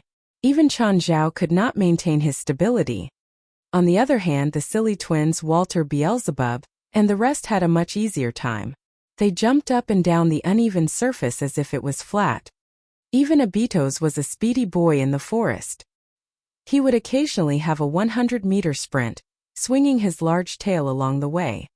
The two humans encountered many obstacles, as though they were on a journey to another country. They had left at around 5, thinking that 7 hours was ample time. After they entered the mountain, they realized that the schedule was much tighter than they had thought. In particular, Pierce did not have enough stamina. In the end, Chen Zhao had to carry him and finish the last part of their journey. Finally, they reached their destination at 11:30 p.m. It was a cave hidden deep in the mountain. High, humid and isolated, the place was enveloped in an uncomfortable and stressful atmosphere. The trees above them blocked the moonlight completely, amplifying the darkness of the cave. Panting heavily, Pierce sat on the ground and could not get up. It's indeed here. It was apparently not Pierce's first time here. At least he knew the way quite well. While Chen Zhao knew the rough location, he might not have found the place so easily among the thick forests and monotonous mountains. You can only find this cave during a full moon, Pierce explained. Actually, Winry had told Chen Zhao about it too. He even knew exactly what was going to happen next. Chapter 232, Dangerous Cave. To make it sound more fantastical, there was a magic array outside the cave. It had to absorb moon essence during a full moon to open the cave. The two put on hard hats with a light hanging from it. Otherwise, with their very human vision, they'd probably knock their brains out in the pitch-black cave. Did you bring magical phosphor? Chen Zhao asked. Yes, Pierce said. As a wizard, I have to have some on me. Sprinkle some in the front, Chen Zhao said. Why? Just do it. Stop asking so many questions. There were mayflies all over the place. They'd come from hell and were trapped here by magic. They weren't lethal, but if they latched onto someone, they could cast some spells. For example, they could cause insufferable itchiness or pain somewhere. However, these hell mayflies could only survive in damp environments and went to the light. On a full moon night, they would gather at the entrance but not leave the cave. It was difficult to see them with the naked eye. Pierce took out a bag of magical phosphor. Grabbing some, he asked, "Where should I sprinkle it?" The entrance. Ignite it directly. Pierce sprinkled the phosphor with a bit of magical power to ignite it. Next, he and Chen Zhao saw countless specks of light swarming toward the magical phosphor's flame. These lights were extremely fast, like moths going toward the light. What are these? Hell mayflies, Chen Zhao said. It was actually his first time seeing them too. However, he'd heard Winry mention them before, so he wasn't too surprised. He'd been in hell before, after all, and had seen more impressive things. These mayflies weren't strange to him. Chun, you seem to know this place better than me. Something charged out of the depths of the cave. Careful. Chen Zhao pushed Pierce aside. It was a greyhound. However, this one had patches of fur missing. There were red scabs all over the skin too. Seemed to have some infection. Walter immediately went up to the greyhound. He was twice the size of this dog. The greyhound clearly wasn't in a normal state. Who knew how long it had been in here? It still understood basic differences of strength though. When it saw Walter, it immediately surrendered and ran. Walter chased right after it. The silly twins and Abitos also charged deep into the cave. This cave isn't a straight path, Pierce said. Aren't you afraid they'll get lost? Don't worry, they can find the way, Chen Zhao said easily. Let's go in too. A few steps later, they saw two greyhounds on the ground. Walter and the others must have killed them. You're smart to bring your pets. If it was just the two of us, it wouldn't have been so easy. Just then a black shadow attacked Pierce's back. Chen Zhao had sharp eyes and reaction speed. He pulled Pierce aside while kicking the black shadow away. It was another greyhound. Chen Zhao's kick was so powerful that he killed the hound just like that. What do these greyhounds eat to survive in here? Zombie spores, Chen Zhao answered. What zombie spores? The thing growing where your hand is. Pierce's hand flew back. He clapped his hands hard. Looking at the wall, he saw some fungus-looking things. They were slippery to the touch. If they enter your body, you'll basically turn into those zombies in movies. Pierce kept wiping his hands on his clothes. Why didn't you tell me sooner? Will I get infected by touching it just then? It's not that scary. You'll only get infected if you eat it or it touches your wounds. If those dogs run out, will they cause a biological crisis? Horror filled Pierce's face. He was probably imagining some movie scenes. No, they're not contagious. The dogs can't survive outside either. They'll die under the sun like vampires. You're not scared about this at all? Pierce asked. Please, you're a wizard. Can you not be so embarrassing? I feel like a normal person compared to you. Chen Zhao had witnessed and experienced many things before. This was nothing. 2 spots of red light appeared right before them. And what's that? Pierce hid behind Chen Zhao. It's okay. It's my pet Abitos. Pierce shone his light over and saw Abitos sprawled on a greyhound's corpse. He was chomping on it. The zombie spore-infected greyhound was already scary enough. Now that it was a bloody mess, it was even gorier. Won't your pet get infected by eating the infected greyhound's corpse? No, this is just a snack to Abitos, Chen Zhao said. After all, Abitos was a superior demon with the bloodlines of the dragon and glutton. Nothing could live in its burning blood. The zombie spores weren't advanced beings either. They were basically just parasitic spores that the human world had too. The way was lined with greyhound corpses. No one knew how many dogs Treat had put in here. However, to Pierce, Chen Zhao's pets were the more terrifying ones. They weren't scared of these zombie dogs at all. Even the smallest Carrie and Beelzebub were killing their brethren. Many of the ravaged bodies they saw along the way were clearly the works of the silly twins. Only their size and strength could snap a zombie dog in half with one bite. Pierce felt like Chen Zhao had an army of monsters instead of pets. Woof woof. Chen Zhao and Pierce heard White Ma's bark just then. Of course, Pierce couldn't tell which dog it was, but Chen Zhao could. Come here. White Ma found it. Found what? What do you think? Our goal this time Treat's treasures.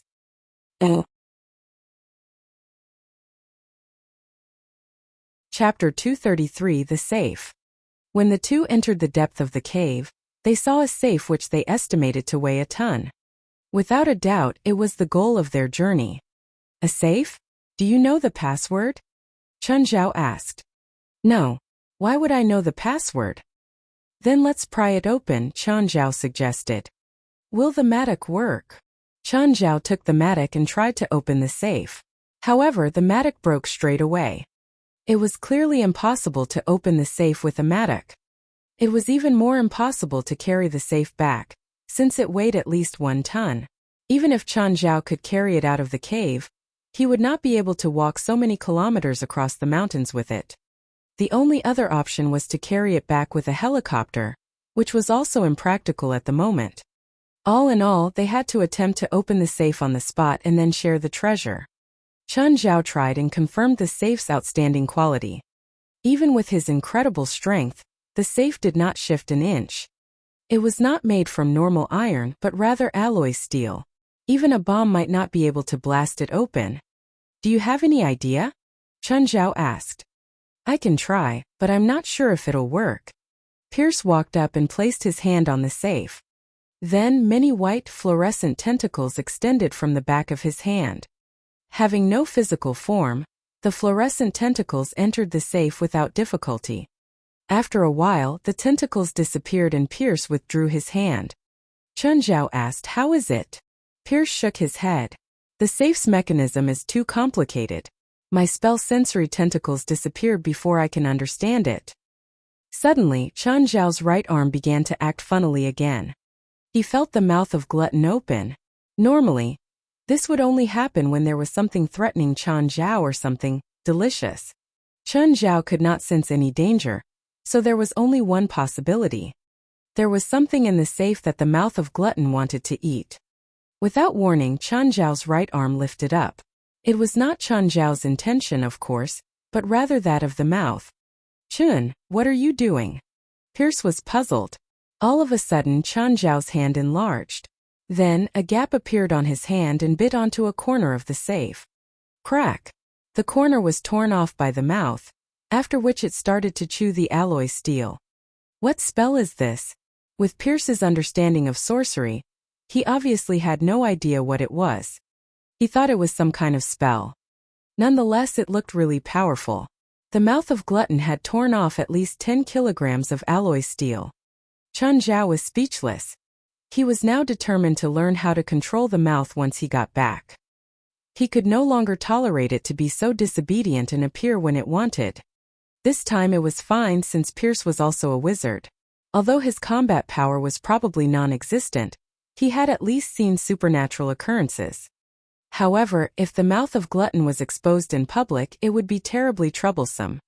Clearly, Chen Zhao could not explain it by saying that it was magic. Pierce was amused by Chen Zhao's spell, while Chen Zhao could not explain his problem. Just then, the mouth of Glutton, which had finished grinding the steel, opened and bit another piece from the safe. Chen Zhao felt his right arm grow heavier, but only slightly. Perhaps the mouth of Glutton just wants to eat the safe itself instead of its contents. Chen Zhao touched his right arm. It felt somewhat metallic. Is the mouth absorbing the properties of the steel alloy? After taking 2 more bites, the mouth seemed to be full. Then Chen Zhao's right arm restored to its original state. The mouth had eaten at least 100 kilograms of the safe. The safe was also open since 1/3 of its door was now missing. Pierce took out all the things from the safe. To be honest, there was quite a lot of stuff. Among them, a very special painting managed to attract Chen Zhao's attention.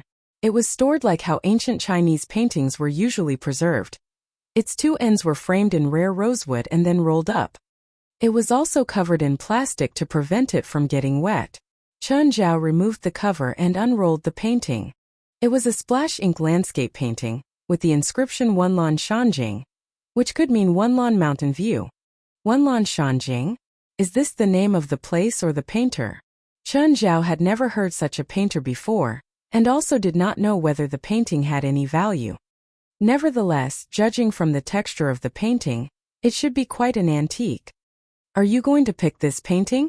Pierce asked. Chen Zhao thought about it. All right, the painting it is. Then I'll pick one too. This. Pierce took an antique pocket watch. I want this. Chen Zhao picked up a book, which was supposed to be a diary according to its cover. Its pages were already yellowish black. Chen Zhao only had one standard. Pick whatever that looks old. The two took turns to take their trophies from the pile in silence. There were over 30 items in the collection. Both of them took more than 15, but there was one left. The two played rock, paper, scissors and Chen Zhao managed to get the last item. As for who earned more, Chen Zhao could not tell. He did not even know how valuable the things he had chosen were. The two put their prizes in their own bags, after which they headed back. After another few hours in the mountains, Chen Zhao and Pierce finally made it out. Chen, you're a great partner to cooperate with. Pierce could finally relax. Chen Zhao really did not intend to betray him. If Chen Zhao did, Pierce would probably have become his pet's feces by now. Actually, Chen Zhao had also been on guard since it was their first cooperation. When he returned home, Fei Lai saw him covered in dirt and mud. Chen, how's the treasure hunt?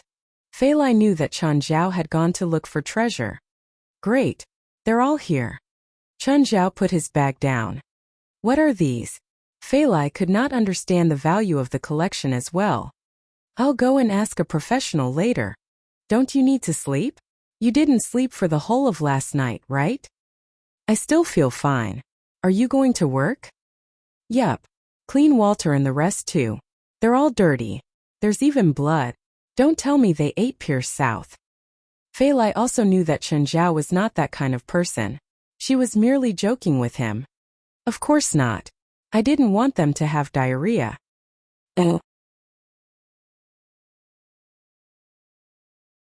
Chapter 234. The Valuable and Valueless. Mr. Doman, I have a collection with me right now. I can't determine its value. Can you help me appraise them? Of course. Thinking a bit, Chen Zhao decided to keep the splash ink landscape painting. After his house was built, he could use it to decorate his bedroom. He would bring the other items to Mr. Doman for him to appraise. In the afternoon, Chen Zhao went to Mr. Doman's house early with the items. Seeing him pull so many things out of his bag, Mr. Doman was surprised. Mr. Chen, Do you plan on selling these things? That's the plan. Mr. Doman started appraising each item. He first held up a piece of porcelain. It was a dish. Judging from the craftsmanship, it should be the bone china that British royalty used in mid-17th century. It's well preserved and has a high market value. It should be around $100,000. This was a good start. Chen Zhao nodded. The most valuable porcelain should be from the Chinese Ming and Qing dynasty. The ones from Jingdezhen were renowned throughout the world. A complete authentic piece could be worth more than millions in the antique market. Most foreign china was also imported from China. But at the end of the 16th century, the British invented bone china. After firing, the bone china's texture was completely different from Chinese porcelain. The latter was harder and with finer details. The patterns were more flowery. On the other hand, bone china felt softer. It had a gentle feeling like touching skin. When looking with a backlight, it would be more transparent the more bone powder it contained. More than 40% would have a semi-transparent texture. Next, Mr. Doman picked up the second item. It was a copper incense burner. Judging from the craftsmanship, this should be an incense burner used by Spanish nobles in the 13th century. There's a Spanish word here, Medina. The House of Medina Sidonia is one of the oldest Spanish noble families. I'll have to do radiocarbon detection to determine its exact age, so my conservative estimate is from $300,000 to $350,000. Hearing this price, Chen Zhao was overjoyed.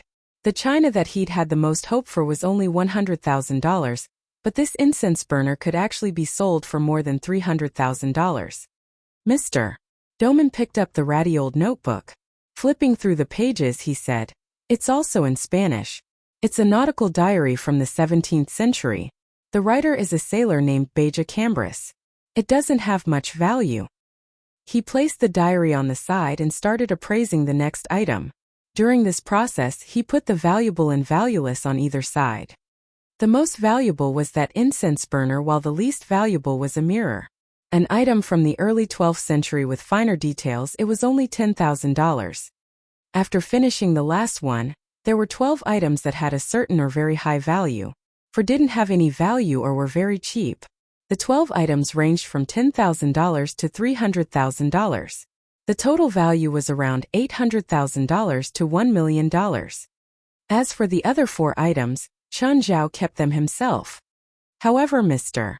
Doman's own appraisal wasn't enough if he wanted to sell the items.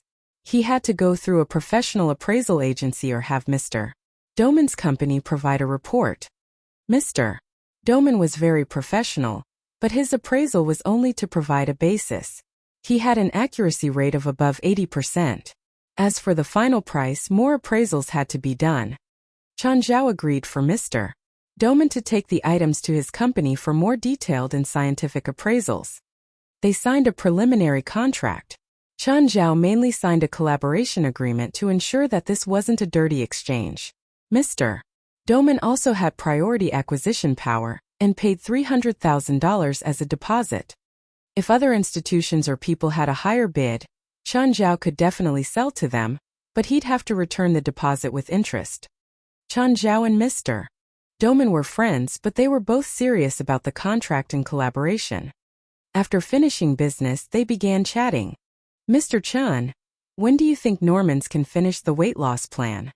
"Around 10 more days. You had her go from 308 pounds to 154 in 20 days. But it'll take 10 more days to go from 154 to 130. Mr. Doman, weight loss doesn't work like that. The weight loss before was fat and water content. Now, Norman's has very low BMI, so the effect isn't as obvious as before. Actually, I suggest that she go to do skin surgery now. Future weight loss will be easier. Running with all that flaccid skin now makes things harder. Norman's told me about this. She wants to do surgery when her weight is at a satisfactory level instead of now. It's not that big of a deal. If Normans is willing to continue in her present state, I won't object. When Normans performed surgery wasn't part of Chen Zhao's responsibilities. He didn't have to care even if she never did it. He was only responsible for her weight, not her looks. Afterward, Chen Zhao went to train Normans. "Normans, your arms are still thick. will add more training for your arm. How? Boxing while jogging. Keep moving your legs while punching. Like this, keep doing it. The day's training started again. Normans followed Chen Zhao's plan seriously. The boxing jogging lasted for half an hour. Then it was butterfly swimming. Chen, I plan on getting skin surgery. Do you have suggestions? No, but you'll get scars. If you want to get rid of the scars and recover as soon as possible, you can ask me. I can provide those services too. Asshole. Normans gritted her teeth. I definitely won't let you do it. After the weight loss ends, I'll never give you another job. As you wish. Chen Zhao shrugged. Don't eat spicy food after surgery and don't touch water for 3 days. We'll take a break one day before the surgery. Why? This relaxes the muscles. If you exercise as intensely as today, your muscles will grow taut. After the surgery, your muscles might be in the wrong place. That'll be annoying. It's best if you get a massage to relax your muscles too.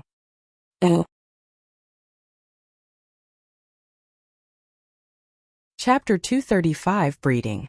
Hey Chen. Fei Lai realized that Chen Zhao had brought a few items back. Did you not manage to sell them? Sold most of them. These are valueless, so I brought them back. Chen Zhao threw the 4 items onto the table and then leaped toward Fei Lai. Chen, do you realize that Walter has grown bigger again? How heavy is he now? Have you measured it? Chen Zhao asked. I remember it's 65 kilograms the last time. Haven't weighed him recently. Walter, go take the electric scale and weigh yourself, Chen Zhao instructed. Waving his tail, Walter left and returned with the scale in his mouth. He placed it before Chen Zhao and Fei Lai and then stood on it. 78 kilograms, he's indeed much bigger. Chen Zhao was also surprised by Walter's growth. I didn't realize it earlier either. Today I brought Walter to the HQ. The Coastal Rescue Team has bought 2 more adult German Shepherds, and I realized their difference. Chen Zhao gave a bitter smile. They obviously had a difference. A normal German Shepherd weighed 30 to 35 kilograms, and at most 40 kilograms. Walter was more than twice as heavy as a normal German Shepherd. Nevertheless, Walter was still smaller and lighter than the silly twins. Fei Lai did not compare him to the silly twins anyway. She had, after all, witnessed their extraordinary appearance. On the other hand, she still took Walter as a normal dog. Fei Lai also realized that Walter was becoming increasingly intelligent. Usually, even the smartest animal can only perform linear thinking instead of complex thinking. For example, after some training, a dog would stop, walk, sit, stand, or eat when being told. If he is told, however, that there is a car in front and he should stop later, he would not understand it, even if he could understand human language itself. Complex thinking exists mostly in primates such as monkeys. A small number of birds, dolphins, and whales also have high thinking complexity. Only with complex thinking can an animal learn how to use tools. For example, monkeys would use stones to crack the hard shells of nuts. Walter could similarly perform complex thinking. He was indeed very clever. What a smart boy! Chen Zhao rubbed Walter's head. Walter lowered his head in enjoyment, his face filled with a lazy expression. Seeing Walter's affectionate behavior, White Ma immediately jumped onto the sofa and also stuck his head into Fei Lai's arms. With a bitter smile, Fei Lai also stroked White Ma's hair. Chen Zhao widened his eyes at White Ma. If you dare to touch the sofa with your dirty paws again, I'll rip your skin off. White Ma withdrew his head in sadness and avoided Chen Zhao's stare. Fei Lai was like a mother trying to protect her child. He didn't do it on purpose. Why are you so fierce? Oh, Chen Zhao was really free for a few days. Gaia's boxing lesson had ended. Normans was in the hospital, preparing for the operation. Chen Zhao had been going to Ethan's motel. Ethan had introduced him to 2 clients, one of which gave him 20,000. The other one was only 1,000. Chen Zhao was not a picky person. He would accept both big and small clients. Anyway, as long as he was free, he would accept any clients, provided he could earn at least his travel expenses. Chen Zhao also signed up for a driving course. He found it really troublesome to not have a driving license in a car. Hence, he planned to get his license as soon as possible and then buy a car. Chen, we're running out of dog food. Go to the supermarket and buy some when you're free, Fei Lai called Chen Zhao. When Chen Zhao went to the supermarket, he met a resident of the town. He recalled the person's name to be Dosa. That time Chen Zhao had saved him from the fire ground. Dosa and his family had even visited Chen Zhao's house to thank him. However, Chen Zhao was not really close to them. In the whole town, the only family that Chen Zhao was close to was Bance. When Dosa saw Chen Zhao, he walked up and greeted, "Chen, how are you doing?" "I'm fine. Thank you." "Chen, can I discuss something with you?" Dosa looked at the silly twins who were beside Chen Zhao. "What? Black Ma and White Ma are male, right?" Dosa clearly knew about them. After all, the silly twins had been treating the entire mountain town like a funfair. Everyone in the town knew them. Moreover, Azina would sometimes bring them and bully the kids in the town. The silly twins had quite a bad reputation. Since they were much bigger than the dogs in town, it was hard for others to not recognize them. "Yes, what? My Sarah is female. I want to breed her. Do you think White Ma and Black Ma are okay with it?" Sorry, I can't agree to do that. I won't make decisions for them, Chen Zhao replied. The silly twins were demons after all, not animals. Chen Zhao would clearly not treat them like ordinary dogs. "A few neighbors have already asked me about this. If I agree to anyone at all, I need to agree to everyone. By then, everyone will come and it's too harmful to my pets. I can't agree." Chen Zhao's answer was logical and reasonable. Even humans would feel uncomfortable after having too much sex, not to mention animals. Dosa nodded. Actually, he did not have too much hope in the first place. He could not force it anyway since the dogs belonged to Chen Zhao. He was not in the position to demand anything. As for whether the silly twins would mate outside, Chen Zhao could not care. In any case, he would not ask them to breed. If the neighbor really wanted, he could bring his dog to the silly twins. Chen Zhao would not force them to do anything. When Chen Zhao left the supermarket, he realized that Leonardo's police car was parked right outside. Leonardo himself was sitting on a bench nearby, enjoying a beverage. Even though the place was extremely crowded, Leonardo still managed to spot Chen Zhao immediately. Actually, he saw the silly twins first. Apart from being huge, they were also carrying 2 packs of dog food each. They were difficult to ignore. "Chen." Leonardo waved his hand. Chen Zhao petted the silly twins. "Bring the dog food back and no stealing. If I discover that the dog food's opened when I get back, you can prepare to starve for the rest of the day." Chen Zhao sat beside Leonardo. "You look pretty free." "My shift's ending very soon.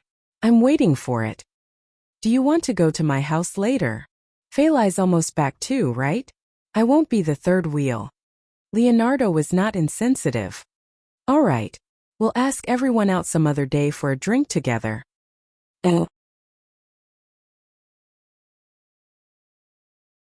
Chapter 236, Cosplay.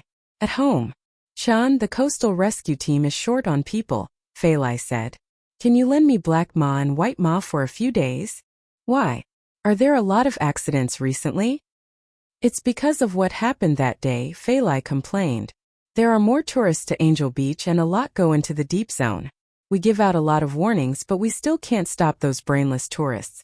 They'll take any risk just to see 'em on. Some of them even pretend to be in danger because they think it can lure 'em on over. But instead of getting 'em on, me and the rest of the team are getting exhausted." Their features in the video from that night had been unclear because of the darkness, but it was still popular. Hundreds of thousands of people watched it every day. If you take them, they probably won't stay obediently at the beach. With how playful they are, they'll probably go collect coins everywhere. "Woof. Master, we'll be good. Let us go." "Master, I promise we'll save people." White Ma and Black Ma loved the beach and enthusiastic tourists too much. They could make money there and buy dog food with it. "Then go, but remember what you said. Fei Lai, if they don't listen and run around everywhere, remember to tell me." Woof woof woof. White Ma and Black Ma ran around the house in excitement. They could finally go to the beach again. "Oh, Chris, what do you think?" Sienna touched her chin as she looked at Cheryl. Chris shook her head. "Doesn't stand out enough. Still, Cheryl was like these two women's puppet. Sienna and Chris kept making her wear weird clothes. She suspected that they did cosplay. Otherwise, why would they have so many weird things? This Western cowboy-style outfit just looks weird on Cheryl. How about we change the style? Cheryl is a werewolf, not a magician. The weirdest thing is having a werewolf dress like a magician. Just imagine seeing a werewolf in magician clothing fighting. Isn't that weird? Then what suits her? Can you two decide first and then make me try it on? I hate being moved around like this. Cheryl finally lost her temper. How do I know what suits you if you don't try it? There's this Catwoman bodysuit. Try it on. Do I have to wear the ears too? No, but try it with these shades. This outfit surprisingly suits her, Chris said, holding her chin with one hand crossed over her chest. I think it looks good too. Cheryl, try transforming now. I'm not a full werewolf. I can't transform at will. I can only do it at night and I need calming medicine or else I'll lose control like last time. Cheryl wasn't a pure werewolf, so there were conditions for her to transform. First, it had to be after the moon came out. If it was a cloudy day and the moon was covered, she wouldn't be able to change. If her bloodline was activated, she could then transform freely. But the way to activate her bloodline was by killing someone. Then you'll start acting with us tonight, Sienna said. To UCLA again? Chris asked. We didn't find any evil spirits last time. I feel like they aren't there anymore. After all, Chin expelled them all last time. Louder Brewster called me today, saying that there are commotions in the old campus again. No matter what, we're the special safety consultant of UCLA now. We have to work for our salary. Sienna placed importance on this official and steady job. Back then, she could only find 1 or 2 jobs around $1,000 each month and didn't try very hard. Most paranormal activities were because the client was being dramatic. This job was different though. The biggest difference was the salary. She made $10,000 per month. Chris, as her assistant, had $6,000 too. This kind of money counted as being high income. Sienna would never let herself lose this job. Sienna, Chris, do I have to wear this outside? Cheryl felt embarrassed. The bodysuit was too tight. She was only 12 years old, but she was going through puberty again. Plus, she had a special bloodline, so her body looked more mature than her age. It's okay. It's night. No one will see. I think it's hard to use my skills like this. Your style is more important. Sienna and Chris didn't actually plan on letting 12-year-old Cheryl do anything dangerous. She had a special bloodline, but she was still a child to them. As for making her wear these weird costumes, it was just to satisfy their weird hobbies. White Ma, Black Ma called. You already took so many pictures. It's my turn now. You should stand on duty now. No, I only took pictures with 10 people. I barely have any money in my bucket. No, it's my turn. More people like me. I'll make more money. Black Ma bared his teeth, putting on a scary expression. No, more people like me. No, me. Me. Me. Then let's duel. We'll see who makes more money. I won't lose. Black Ma and White Ma both grew competitive. Who'll stand guard? Black Ma looked around. Walter, come here. Woof. Walter flew toward the silly twins. He was the most simple-minded one, waiting for his brother's orders with his tongue out. Woof woof. Stay here and help us stand guard. Just then there was a loud cry in the distance. Kayak had overturned. Someone's drowning, the lifeguard on the observatory deck cried while sounding the alert to the headquarters. Dozens of lifeguards rushed out immediately. They ran and jumped into the ocean. However, there were 3 faster creatures. White Ma, Black Ma, and Walter shot out like lightning.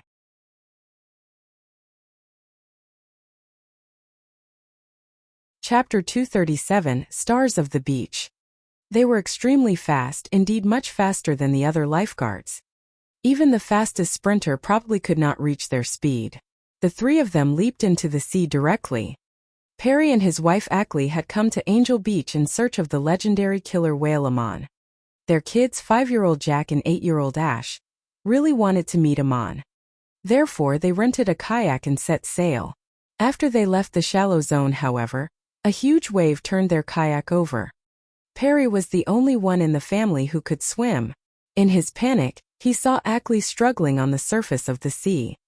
Perry immediately swam over to save his wife. However, Ackley grabbed onto Perry in fear, dragging him into the water too. Ackley, calm down. Calm down, barf. Perry was not a very good swimmer himself. The raging currents and his wife made the situation worse. To his further dismay, he could not see his kids. Cough cough. Perry swallowed another mouthful of seawater. Ackley, calm down. Suddenly he saw a black shadow approach him from the distance. Perry was first shocked out of his wits, thinking that it was some kind of sea monster. When the shadow came closer, he realized that it was a giant dog. No, in fact, there were 3 dogs. Walter was the fastest swimmer among the 3. He was the first to reach Perry and Ackley. Woof! Walter barked at Perry and Ackley, who held onto him at once. Apart from his unusually large body, Walter was also wearing a dog life jacket, so he could withstand the weight of 2 more humans. Wait! Don't leave. My son and daughter are still here, Perry shouted. Woof! Walter barked at Black Ma and White Ma. They immediately disappeared into the sea, as if they were fish. After a while they resurfaced again, each carrying a kid on their back. The 2 children had been struggling in the sea for less than a minute, so they were more or less uninjured. Very soon they woke up. Realizing that they were sitting on Black Ma and White Ma, they were energized right away. By then the other lifeguards also arrived. One of them approached Black Ma, wanting to carry Jack off his back. After all, Black Ma and White Ma were not wearing life jackets. The lifeguards were worried that the kids were too heavy for them. However, Jack placed his arms firmly around Black Ma's neck and shouted, "No, I'm not coming down. Doggy will protect me." The lifeguard was speechless. He stayed close to Black Ma as they swam back. Finally, Black Ma and White Ma reached the shore. The kids on their backs were still unwilling to leave. The tourists around them took out their phones and recorded the scene. "Mom, I want to ride the big dog too," an innocent child said, pointing at White Ma and Black Ma. To be honest, Black Ma and White Ma were really quite attractive. Despite being fools on the inside, they were still 2 cool and proud wolves. Perry and Ackley finally carried their children from the silly twins. The 2 kids were still pretty hesitant. However, more children had already pounced on the silly twins, fighting to go onto their backs. Given that the silly twins had just saved 2 drowning kids, the tourists all believed that these 2 huge dogs would not harm their own children. While Walter was not as popular as the silly twins, he was liked by many as well. However, Walter was clearly more loyal to his duty. He continued to lie below the lifeguard stand and stare attentively at the sea, protecting the safety of the tourists. Black Ma and White Ma, on the other hand, were drowning in the happiness of their pay-to-photo mode. Feilai had even written on their money buckets the line, "Please pay to take a photo." Both adults and children alike were more than willing to take a photo with the 2 giant dogs. Many children liked to climb onto their backs for a night experience. More unbelievably, the silly twins actually caught a thief on the beach. There were always bad guys on the beach. They would target those tourists who were sunbathing with their wallets and phones not too close to them. When Black Ma and White Ma saw the thief, they leaped onto him and pressed him onto the ground. By the time Feilai brought Black Ma, White Ma and Walter home, Chun Zhao was already back. Chun Zhao was preparing dinner. He saw the silly twins and the buckets around their necks. "Huh, looks like you've had a rewarding day. That's a lot of notes," Chun Zhao said as he stir-fried a dish. Normally, the silly twins would receive mostly coins. Even if their buckets were filled to the brim, it might only be $10 or $20. However, Chun Zhao realized that this time, there were many notes in their buckets. There were $1 notes and even $10 notes. "They found a way to earn money," Feilai said, smiling. "What?" "Taking photos with kids on their backs. At least $1 per photo." "Did you come up with this?" "They did. They saved 2 kids today who rode on their backs. After that, almost all the kids on the beach followed them for the whole afternoon." "Go and shower. It's about dinner time." Chun Zhao was not saying this to Feilai, but rather to Walter and the silly twins. He had been showering with Feilai. When Chun Zhao brought the dishes to the dining room, his phone rang. It was Mr. Doman. Chun Zhao picked it up. Hi, Mr. Doman. Mr. Chun, we've finished appraising your items. I'm sending you the report. According to our estimation, their value should be about 20% higher than what I told you. Sure, thank you. Please deduct the appraisal fees from the sale of the items. Of course. By the way, can you come over tomorrow? Didn't we sign the contract already? Do I need to sign it again? No, it's for Norman's. What happened? She's already done her skin tightening surgery, but her body's now covered in scars. She's been complaining that if she knew about it earlier, she would not have lost weight. Mr. Doman, what do you need me to do? Help me to comfort Norman's. If possible, I hope that you can remove the scars on her body. I suggested it to Norman's that day, but she rejected. I believe she'll accept it now, Mr. Doman said. Okay, I'll be there tomorrow.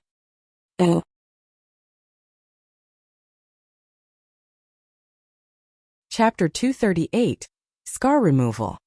At 10 in the morning, Chun Zhao went to Mr. Doman's house. Good morning, Mr. Doman. Morning. He handed Chun Zhao a check. Chun, this is the money for your collection. This is a supplementary contract. The collection will be auctioned in the spring. If the final bid is 50% higher than what you sold it to me for, I will give you 10% of the additional profit. These supplementary contracts were common in the art market. The original owner would sell the items to an auction company. If the company auctioned it off for a very high price, the original owner obviously wouldn't be happy. He could sue the company, thinking that they'd scammed him. These conflicts were annoying and really tainted the auction industry's reputation. Now, the companies would all sign a supplementary contract after buying the items. This way, everyone was happy and no one would cause trouble. Chun Zhao accepted the check. It was $1 million. With the $300,000 in deposit, he'd made $1,300,000 in total. He was quite satisfied with this profit. He'd also checked the prices of similar items online. Mr. Doman's prices were pretty fair. Mr. Chun, do you have a way to heal the scars on Norman's body? Yes. Chun Zhao nodded. Usually, surgery wounds were difficult to heal. Many people would cover it up with makeup or clothing. Using laser was another option, but it wouldn't recover completely. Laser recovery turned the scar into a thin line, but it was still obvious. These scars would never heal completely. It would follow the person for life. I'll pay you $100,000 for you to remove Norman's scars. I can do it, but I don't need the money, Chun Zhao said. Mr.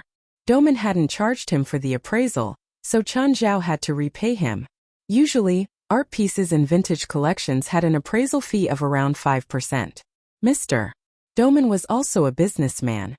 Since he could appraise the items for free, Chun Zhao couldn't be so nitpicky either. Oh. When Chun Zhao opened Norman's bedroom door, she was sitting in front of the window in her bra. She'd returned to the peak of her looks now. Her figure was still plump, but it didn't look bad at all. After the skin surgery, her skin was thinner and finer than before. Chun Zhao could even see the blood vessels under her skin. He didn't know if Norman's had decided to get a boob job too. He didn't find her breasts to be so obvious before her surgery. Now they looked quite proud. When Chun Zhao came in, Norman's expression darkened immediately. Don't you know how to knock? I'm your coach, Chun Zhao said, chuckling. I have the right to see you whenever I want. I don't need you anymore. That's not up to you. Chun Zhao shook his head. You're only done when I say you are. I'm not in the mood to fight. But I'm in the mood to talk to you about this. Stop annoying me. Your dad invited me over to help you remove the scars, Chun Zhao said. I asked the doctor. He said that these scars can never be removed completely. Oh, I see. I accepted $1 million from your dad. We also agreed that whether you accept the treatment or not, I won't return the money. Chun Zhao shook his check in front of her face. Norman's expression grew furious. You scammer. That's robbery. When did I scam you? You're the one who doesn't want my service. How can you blame me? What will you do if you fail to get rid of the scars? If the treatment fails, Chan Zhao said, that'll be my own problem. Okay, when do we start? We can start now, Chan Zhao answered. What do I do? Strip and lie down. Strip? You asshole, you want to do perverted things, don't you? Please, it's not like I've never seen you naked. There's no point in freaking out. You've changed into your swimsuit so many times these days too. It's different now, Norman said, face red. Oh. You think you've changed because you got rid of some chunks of fat? Chan Zhao rolled his eyes. Norman's glared at him. In the end, she took off her bra and walked to Chan Zhao, arms over her chest. What now? Lie down. Chan Zhao rolled his eyes again. Norman's cheeks were as red as apples. Naked, she lay down before the man. This made her entire body heat up. She started feeling a man's hand caressing her stomach. Hey, stop lusting. Change to your back. Huh? You haven't had sex in a long time, huh? Norman's clenched her jaw. You asshole. Stop wasting time. We're all busy. Norman's had surgery in many places, arms, stomach, thighs, but armpits, neck, and back. Some places were more sensitive and private places, so she had to strip naked. Chan Zhao wasn't interested though. He could distinguish between patients and women. However, it felt different to Norman's. Chan Zhao's hand sent ripples throughout her. Okay, put your clothes on, Chan Zhao said, standing up. Huh, you're done? Chan Zhao shot her a look. You want me to apply ointment again? Norman's glared at him and put on her clothes while gritting her teeth. So that's it. If you feel like you need treatment again, you can call me. What do you mean? Nothing. I'm leaving. Chan Zhao waved. Oh. Norman's was dazed the entire day. Ghosts of the touches from earlier stayed on her skin. At night, she was too heated and frustrated to sleep. Her finger grazed past her arm. Suddenly, she realized that the 20-centimeter scar on her arm had softened a lot more. She turned on the light to check her arm. The scar really had faded a lot. It wasn't just her arm either. All the scars had faded impressively. That asshole really can do things, she muttered to herself through a clenched jaw. It seems like he's not grabbing. He must be waiting for me to call him now. Oh.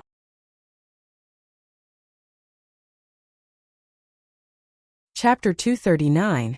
Sister Next Door. The next day, Norman's already called Chan Zhao. When are you free?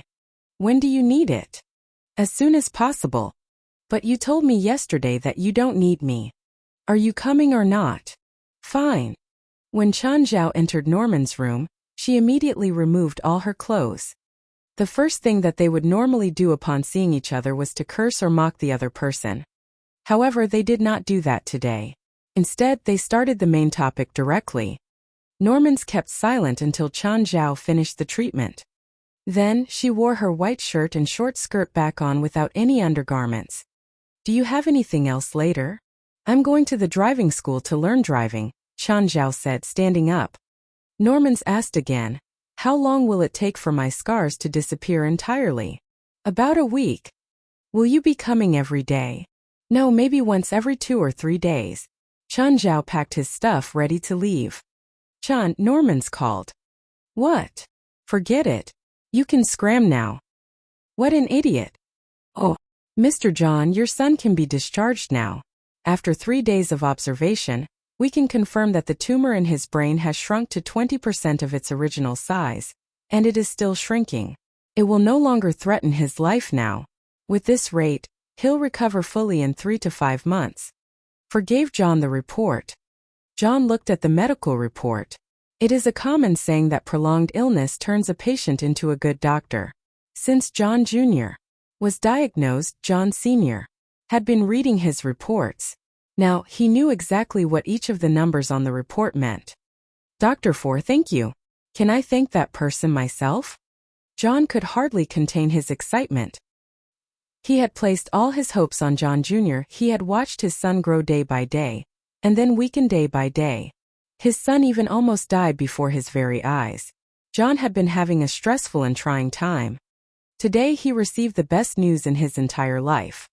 Mr. John, have you forgotten our agreement? I didn't heal little John, neither did anyone. It was God who healed your son. For stared at John with a serious look. I only want to thank him. I don't have any other. Mr. John. All right. Although John did not manage to thank that doctor personally, he was still overjoyed. When John brought his son home, his housekeeper walked up and said, Mr. John, Mr.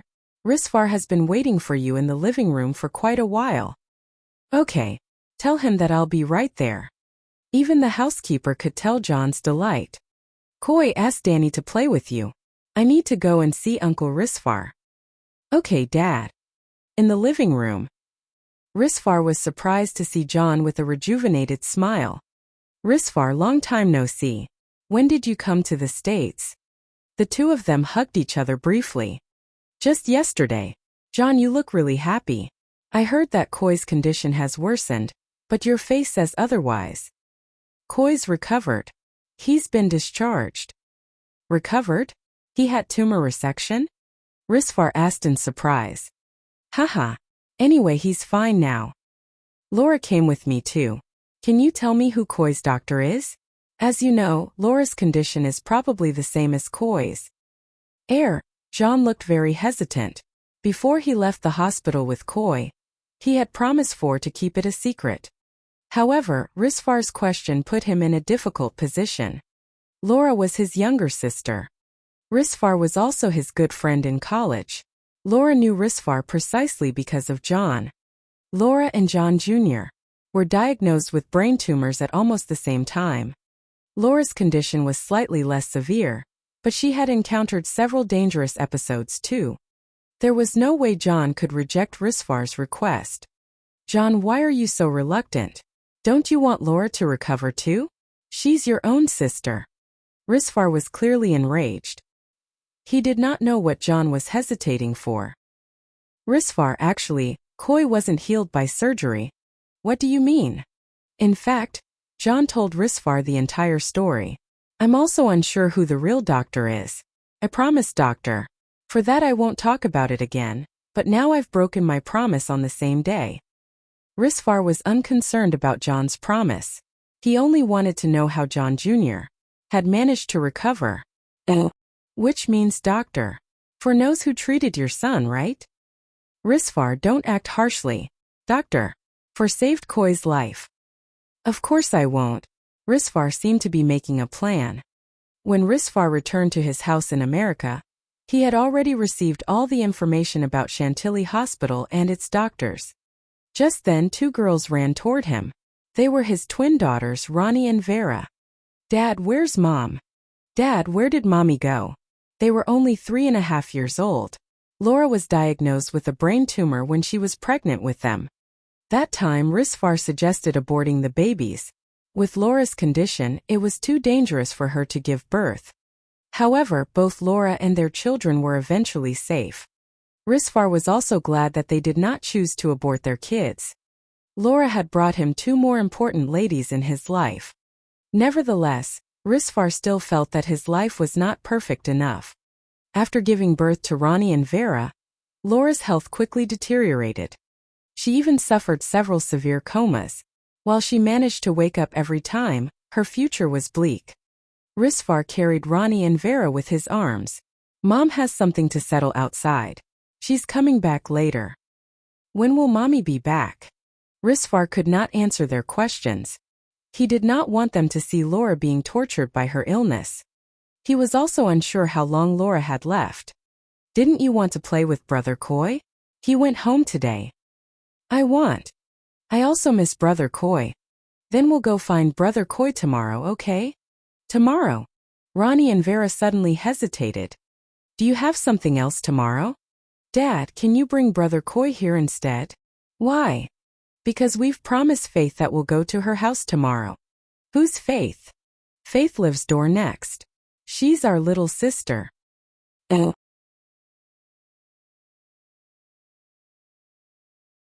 Chapter 240. Your dog is so small. Faith is right next door. You can go over whenever you want. No, we agreed with Faith to see whose dog is bigger. Risvar was speechless. A child's world was honestly impossible to understand. Just then a black Doberman ran out. It was the same age as Ronnie and Vera, but it was already really big. Its name was Laffer. Its parents all had pure lineages, especially its father. It had won a gold medal at a world dog contest. Its mother was the largest Doberman in the world. Laffer was born with excellent genes. After maturing, its shoulder height was 80 centimeters tall, and it weighed 50 kilograms. It was already bigger than other adult Dobermans. It didn't have its mother's super height, but it was still a giant amongst giants. How big is that little Faith? You're bullying her. She's not one yet, but she said Laffer is tiny. I don't think so. Yeah. Laffer is the biggest and coolest. Risfar felt that this was just bullying. He planned on visiting his neighbors to apologize. After all, his kids should be the older sisters. They couldn't treat little kids like this. Ronnie and Vera took Laffer into the yard to play. Risfar saw through the floor-to-ceiling window that they jumped into the pool while Laffer stood on land, panicking. Laffer was scared of water. It hadn't experienced it before, so it was afraid. Whenever it saw the two kids playing in the water, Laffer would bark but never dared to jump in. The scene was laughable. This was another characteristic of Dobermans. They were friendly to humans. Actually, dogs all knew how to swim. It was a natural ability.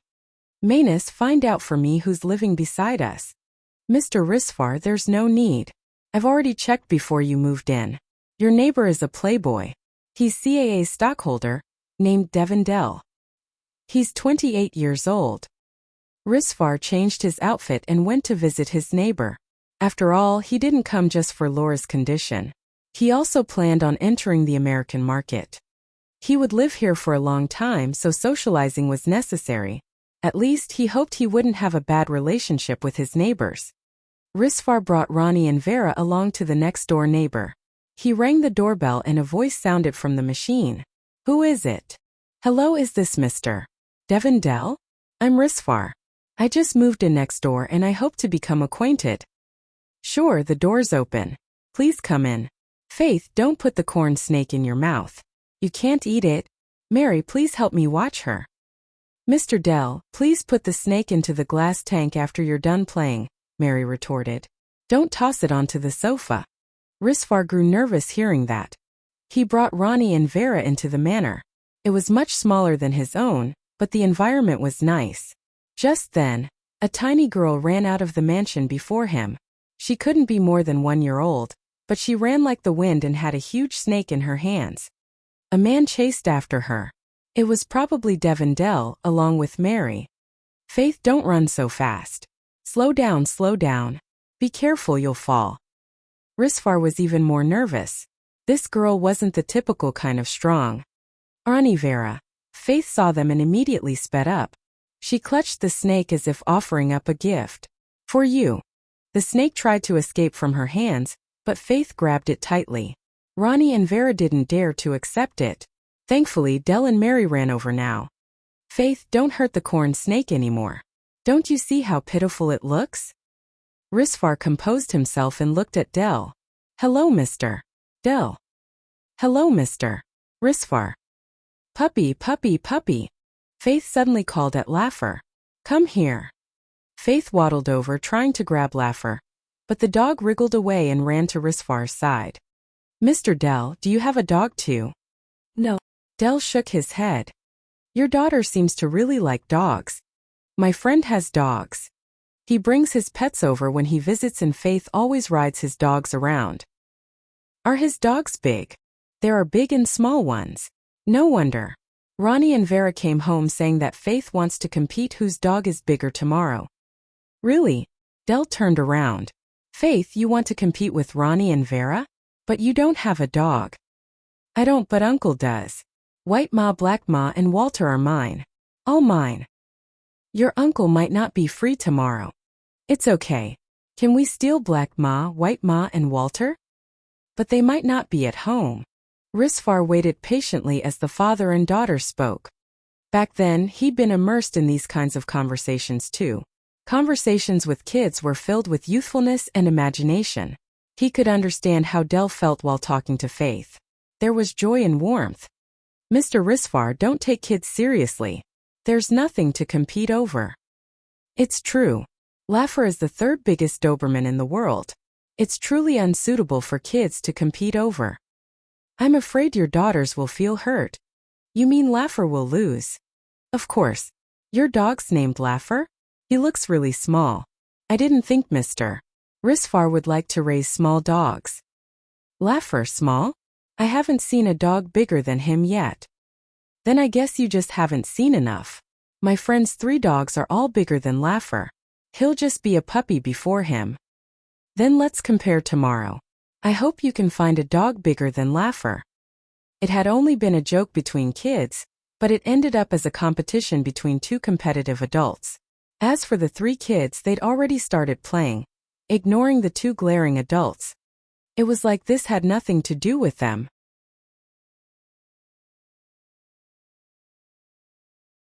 Chapter 241. Aston Martin. Chun Zhao finally received his driver's license.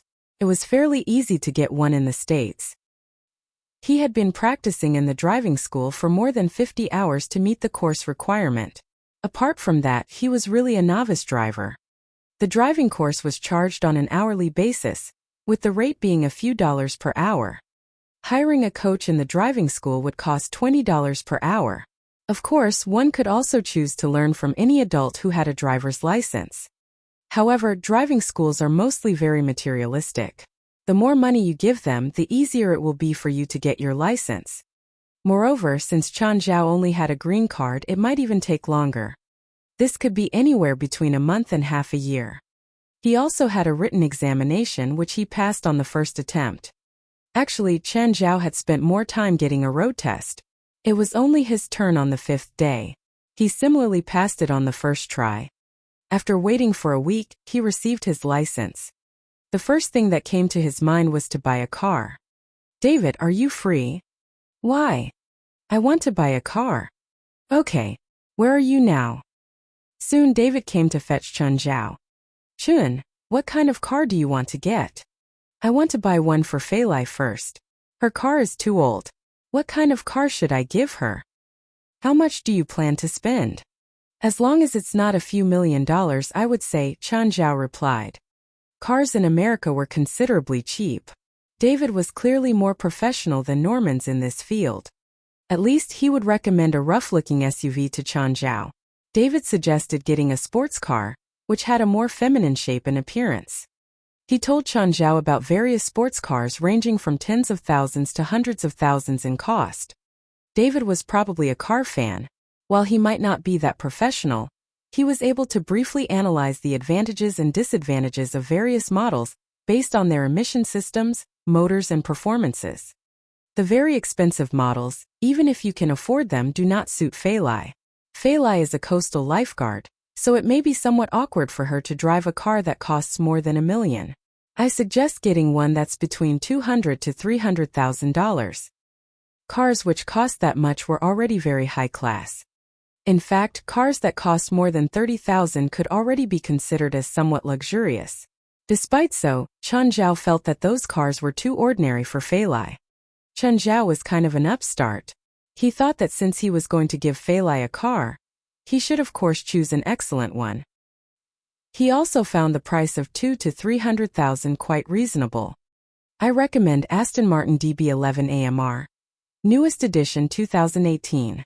Chun Zhao used the internet to obtain photos of the model, as well as its official description. It could cost as low as $180,000, and no more than $250,000 even with the highest specs. Chun Zhao really liked the model and its price.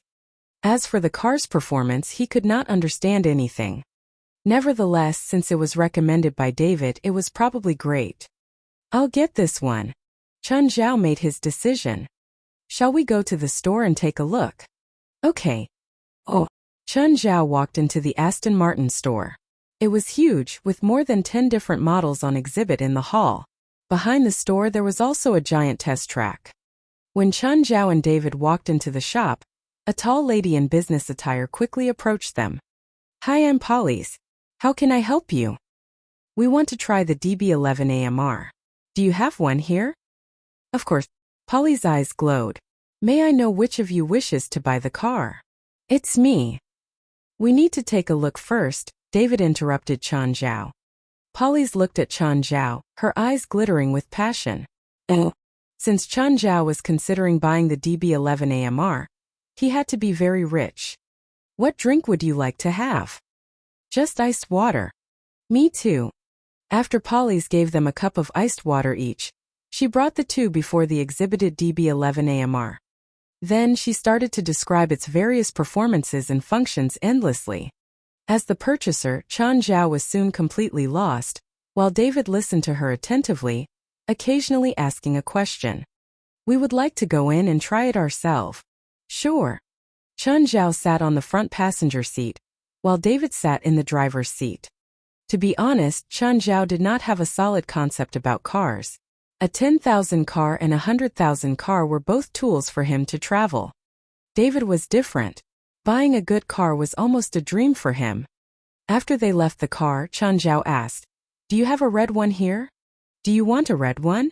Excuse me for my bluntness, but I think that silver gray or blue suits you more. I'm giving it to my girlfriend. She likes red."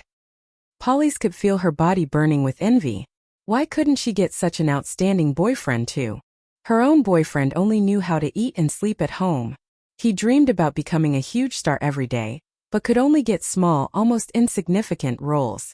Polly's really wanted to drag Chen Zhao into the restroom immediately. We indeed have a red one, but it has the highest specs. Okay. How much is it? 250,000. We can help you in loaning and insurance. The total cost will be around 259,000. You can skip the loaning part. Excuse me. I'll pay the full amount, Chen Zhao said. Polly's nodded gently. Then please follow me for the formalities. Mr. Chen, this is my name card. If you need anything, you can call me anytime. I'm at your service 24/7. Chen Zhao could understand the hidden meaning in the sentence. Smiling, he took the name card. Thank you. He had stopped messing with other women. If it was in the past, he would definitely not let this high-quality lady off. After paying the full price, Polly's only had to handle the insurance for Chen Zhao. The whole procedure took less than 20 minutes. Before long, Chen Zhao and David left in the car. Polly stared at Chen Zhao's back with much resentment. David could not afford such a car, so he enjoyed himself in Chen Zhao's car. Oh yeah, I need to buy another car for myself, Chen Zhao said. What? Another one? I told you that this car's for Fei Lai. How much do you plan to spend for your own car? I'm getting an SUV. I only need it to be big enough. Do you not have any other requirements? No. Chen Zhao's requirement was easily satisfied by most SUVs. Chen Zhao bought a Ford SUV which cost 20,000, after which he asked David to drive the car back to his house. Now, Chen Zhao had to send the Aston Martin DB11 AMR to Fei Lai.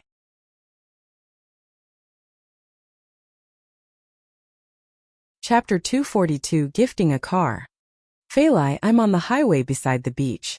Come out for a second. Huh? Why are you at the beach? I miss you. A while later, Fei Lai walked over from the beach. She wore a swimsuit with a life vest. As part of the coastal rescue team, she had to be ready to go into the ocean for rescue at any moment, so she always wore the life vest when working. When she walked over, she was confused. Where was Chen Zhao? Didn't he say he was here? Why wasn't he here? Fei Lai called him. Chun, where are you? I'm here. Where? On the road. How come I don't see you? Do you see a red car parked there? Yeah. Fei Lai obviously saw a new sports car parked on the side. Look inside. Confused, Fei Lai turned to look. There seemed to be someone in there. And the person was waving at her? It was Chun. Fei Lai walked over quickly.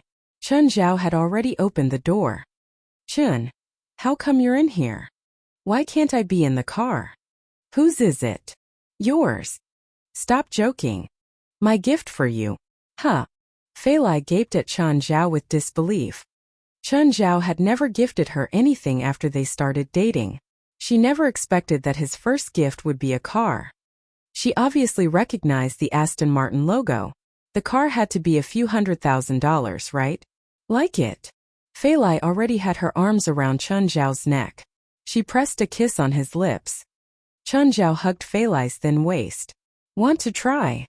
You drove it over. Yeah. But you don't have a license. I just got it. You've been practicing these past few days. Yeah. People always said that guys loved cars, but women actually loved cars more. Feilai impatiently got in. She tested the driver's seat that still had the scent of leather. She had to admit that her ratty old car couldn't compare to this new car's feeling. The smooth steering experience, the gentle arcs like the curves of a woman's body. Feilai had no reason not to fall in love with the car. When they went home, Feilai drove the new Aston Martin while Chun Zhao drove her old car. Chun Zhao kind of regretted buying her this sports car. Feilai had already transformed into a race car driver. The first time she tried it, Chun Zhao was sitting next to her. She slammed down on the gas pedal and Chun Zhao's legs were weak when he got off. Thankfully, Feilai didn't drive too quickly on the way home. Chun Zhao followed behind her.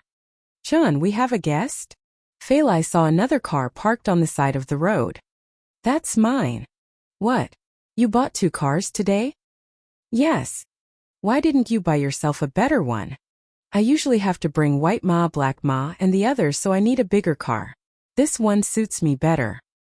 But you buying such an expensive one for me makes me uncomfortable. We're a family. Don't say that.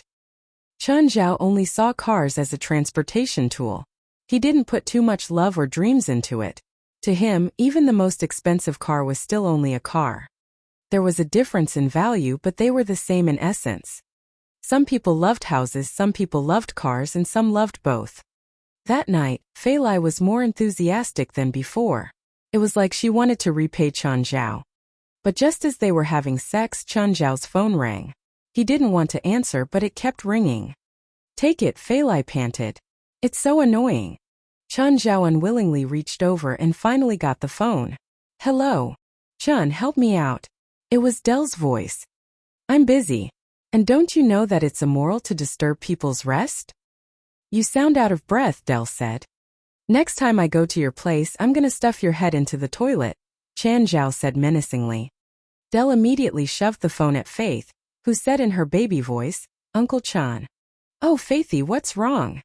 Uncle, can you help me win Ronnie and Vera? Sure. How can I help? Give me black ma and white ma. Sure, no problem. When? Tomorrow. Sure. Good night, Faithy. Who is it? How come your voice changed? A girl. I knew it.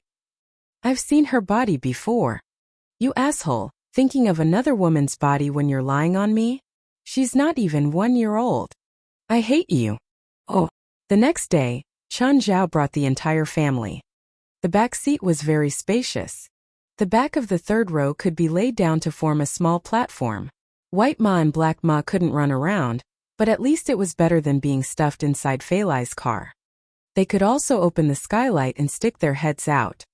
None of these bastards kept calm inside Chun Zhao's car. With a crash, the glass windows on both sides shattered. Black ma, I saw you. This is a new car.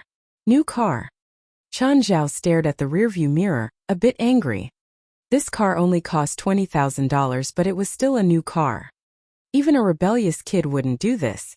If Chun Zhao was able, he would definitely beat them up now.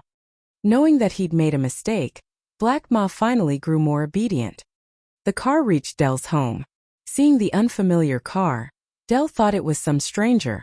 When Black Ma stuck his head out of the broken window, Dell recognized him immediately. He went to open the gate so the car could come through. Chun, when did you buy a car? If you need one, I can gift you one. This model is too low standard. Please, it's not like I haven't seen your cars before. You only have sports cars. None of them can fit Black Ma and White Ma. Chun Zhao pointed at the windows. Plus, it'll definitely be more expensive and annoying to replace a sports car's windows. Uncle Chun, you're here. Faith ran out like a puppy, but she couldn't keep her balance at all. When she reached Chun Zhao, he caught her. Ever since you healed her eyes, Dell said. She seemed to have gotten smarter. She even learned how to speak quickly. Yeah, Chun Zhao wasn't sure if the pristine eyeballs had caused this. Technically, they wouldn't cause any changes to humans. However, Faith had really become smarter. She went from baby talk to being able to communicate in 2 weeks. Earlier, Del had worried that something had happened to Faith, so he called Chan Zhao over for a checkup. He didn't find any problems. Faith was very healthy. As for becoming smarter, it wasn't a bad thing. Oh right. Where did Sura go these days? I haven't seen her. Oh.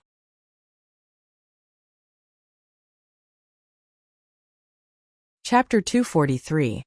How are they dogs? We broke up. No, we divorced to be accurate. Why? This isn't the life that she wants, Del said, looking at Faith. To be honest, Del had really changed a lot after adopting Faith. He was more responsible, to say the least. On the other hand, Chan Zhao found Sura extremely playful and daring. When she was with Del, she had tried almost everything with him. Chan Zhao had to say that Sura was truly the definition of easy virtue. Of course, as her boyfriend, Del was not much better than herself in the past either. Suddenly they heard Mary's scream from the house. What happened? Chan Zhao and Del immediately ran into the living room. Mary, what happened? Chan, your snake. Chan Zhao and Del turned their heads and saw Raymond trying to eat the corn snake. A section of its tail was already in Raymond's mouth. Raymond had been growing rapidly. The once finger-thick snake was now like a small python. Although the corn snake was from the real python family, it was very tiny. It had indeed already reached its maximum size. The corn snake, whose tail was in Raymond's mouth, struggled wildly, attempting to escape. Raymond, what are you doing? With his face darkened, Chan Zhao stepped onto Raymond's tail. Raymond spat the corn snake out at once. Then, he slithered under the sofa and disappeared. Asshole! Raymond had told Chan Zhao that he was merely trying to scare the corn snake. Del was long used to Chan Zhao's extraordinary pets.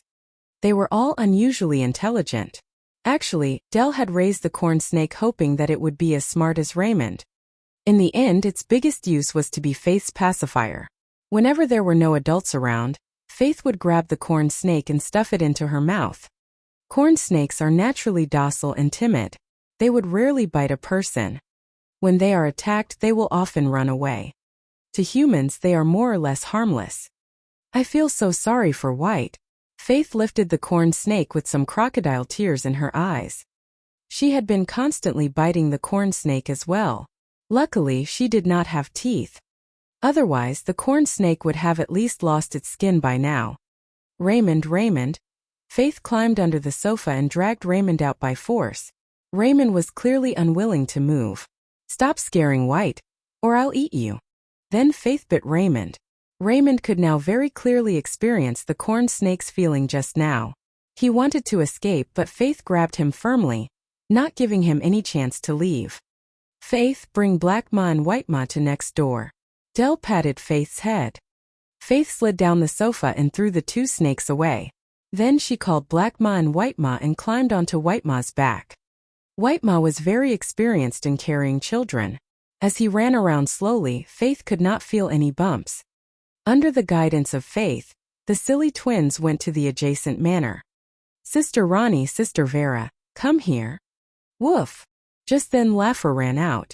When he saw the two giants before him, he stepped back in fear and barked wildly at them.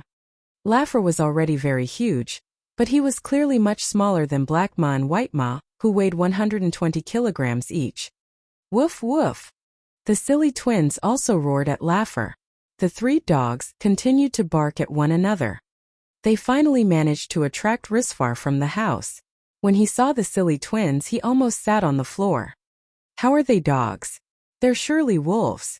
They were extremely large even for wolves. Most people who knew about dogs also knew about wolves. They could at least distinguish between the two. Black Ma and White Ma were over 3 meters long and also had a shoulder height of 1 meters. When they stood up, they could reach 3 meters in height. In addition, their soft fur made them look even bigger. With their sizes, they were already at the top of the terrestrial food chain. Very quickly, Risfar saw Faith, who was sitting on White Ma's back. He suddenly realized that these two wolves might just be what Faith had brought here to compare with Laffer. In this case, Laffer already lost. Laffer probably weighed only half as much as each of them, not to mention their other differences. Wow, these two doggies are huge. Ronnie and Vera also ran out from the house. They did not know what fear was. Clearly, they also did not know that these were wolves, not dogs. Risfar was about to stop his daughters from going any closer when White Ma already approached the two with Faith on his back. Then White Ma lay on the ground so that Faith could slide down from his back. Sister Ronnie, Sister Vera, look. These are my White Ma and Black Ma. They are huge, right? Ronnie and Vera turned their heads and looked at Laffer, who indeed appeared to be very small. There is no harm without comparison. With the silly twins around, Ronnie and Vera immediately disliked Laffer. Ronnie, Vera, they're wolves, Risfar said. Dad, what are wolves? Risfar really wanted to tell them that wolves would eat people. However, he could not say so before his two daughters and two wolves. Dad, we lost. Ronnie looked at Risfar. Dad, I want this kind of dog too. His fur is so soft. Risfar did not know what to do or how he could get two wolves for them. It was not really because the silly twins were too big.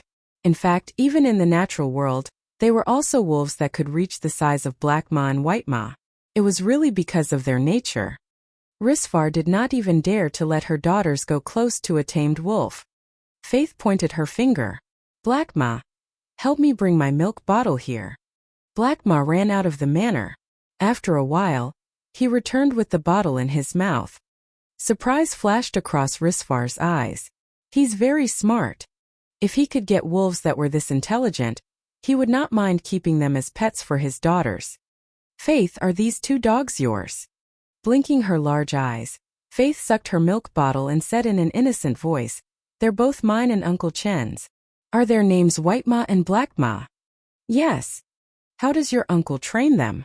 What's train? Risfar realized that Faith clearly could not understand what he was trying to say. Why are they so clever? They're this clever since the start, Faith replied confidently. Well, she still can't understand me. However, Faith added, Uncle, I know what you mean. Are you asking me how Uncle Chun usually teaches Black Ma and White Ma? Yes, do you know?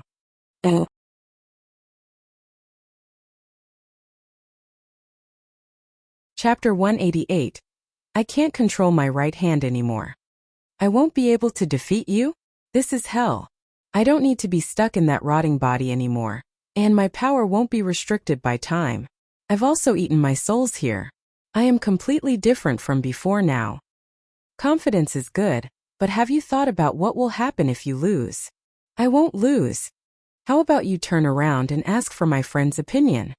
Your friend. Winry Gargamel suddenly felt a huge shadow loom over her. She turned around and saw the most horrifying and hopeless scene in both her previous and current life.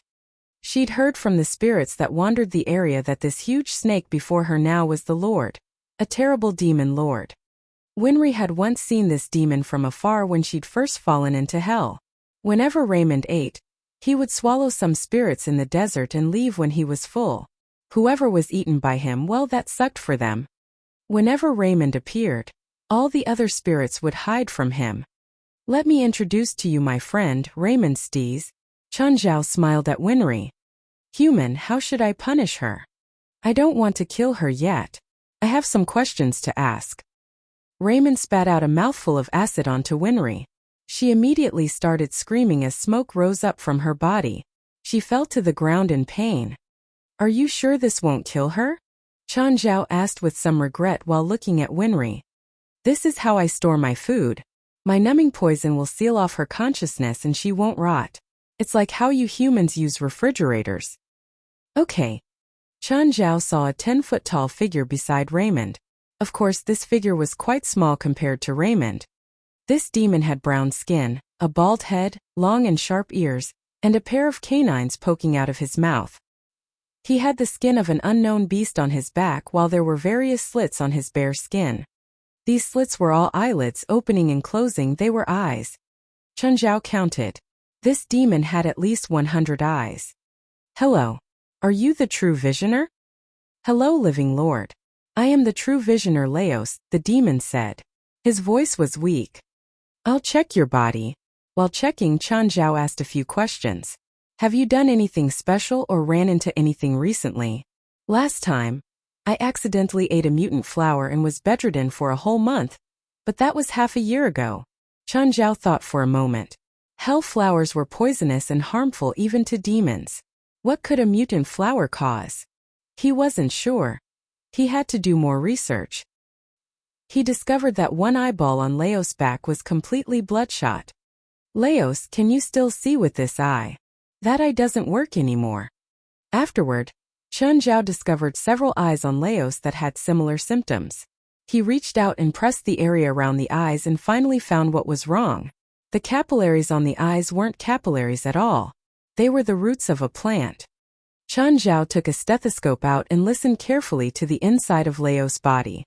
There's something living inside you, Chen Zhao said. Really? Can you do anything about it? It was common to have parasites in hell. The host and parasite would often live together because neither could do anything to the other. However, some parasites were more invasive and more harmful to the host.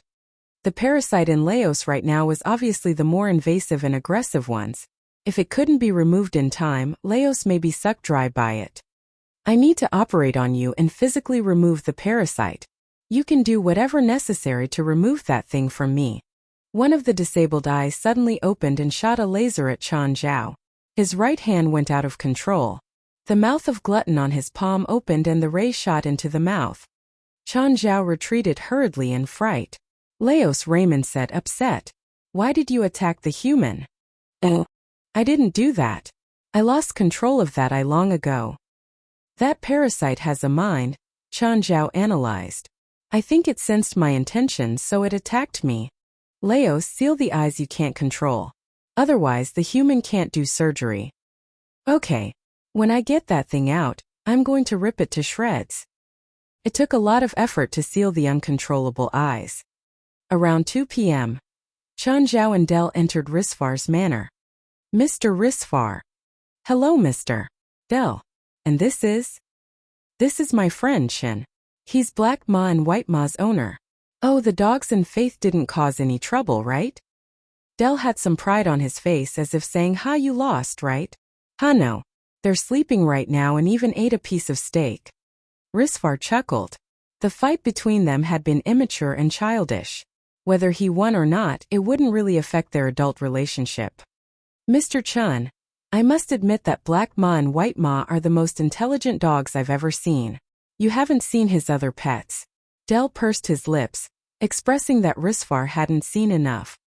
Mr. Chen, are you willing to leave them? I can pay $1 million to buy their ownership. I'm sorry, Mr. Risfar. I'm afraid this is impossible. $2 million. Mr. Risfar, let's change the topic, Chen Zhao said. Okay. I'm sorry for the offense. Risfar hadn't expected much. He knew Black Ma and White Ma's value, but he wouldn't spend more money than that to buy 2 dogs.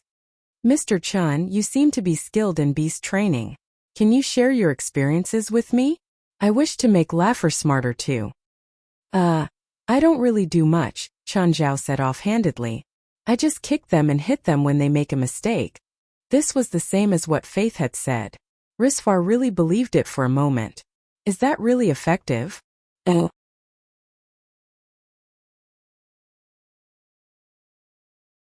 Chapter 245 Brand.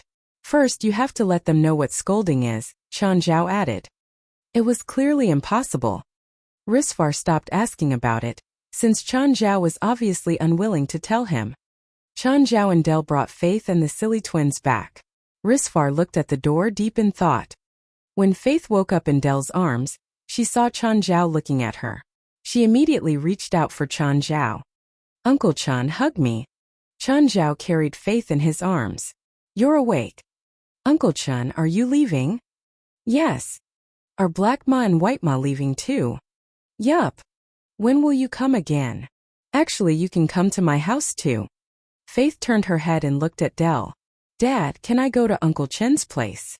Of course. Dell clearly could not say no. Chun, why don't you stay for a meal together? Nah, I still have something later. Oh, hi, Mr. Fellwood. When Chen Zhao arrived at the construction site outside Mirror Lake, Fellwood Cisco walked out with his helmet. As the owner of the company, Fellwood was very responsible. Indeed, he had been placing heavy emphasis on Chen Zhao's project. Whenever Chun Zhao came here, Fellwood was almost always present and supervising his team. Of course, maybe he was here only because his company did not have enough manpower. Hi, Mr. Chun. How's the construction going? We've already added concrete and reinforcement to the foundation. Currently, we're intercepting the lake water outside the main building. Fellwood tried his best to explain to Chun Zhao. Chun Zhao knew why they had to intercept the lake. Because part of the building was designed to be in the lake itself, they had to block the water before they could build that part. Mr. Chun, to be honest, the pH of the soil here is really bad. Many plants which we plan to grow probably can't survive. Do you have any suggestion then? When we build the building, we'll be digging up a lot of silt from the lake. I can ask my workers to spread the silt in the surrounding region. The silt will make an excellent soil for plants, but it will only cover the area adjacent to the villa. Places further away will still look barren and monotonous. Then help me to dig more silt and cover a larger area. Even if you need more money for it. Mr. Chun, I'm happy to help you, but we have no right or capability to change the lake that much. Is there not a solution at all? There is. I've studied the geographical environment here. The river connected to Mirror Lake eventually flows into the Los Angeles Inland River, but it's too narrow for bigger ships. You can consider widening the river, which will allow for easier water transportation. If you have a yacht, this will allow it to come in too. You can also build a dock near the lake and ask for the silt in the river to be piled up here. My team can help you to spread the silt around the place. According to your plan, I need to hire a water engineering team, right? Yes. How much will that be?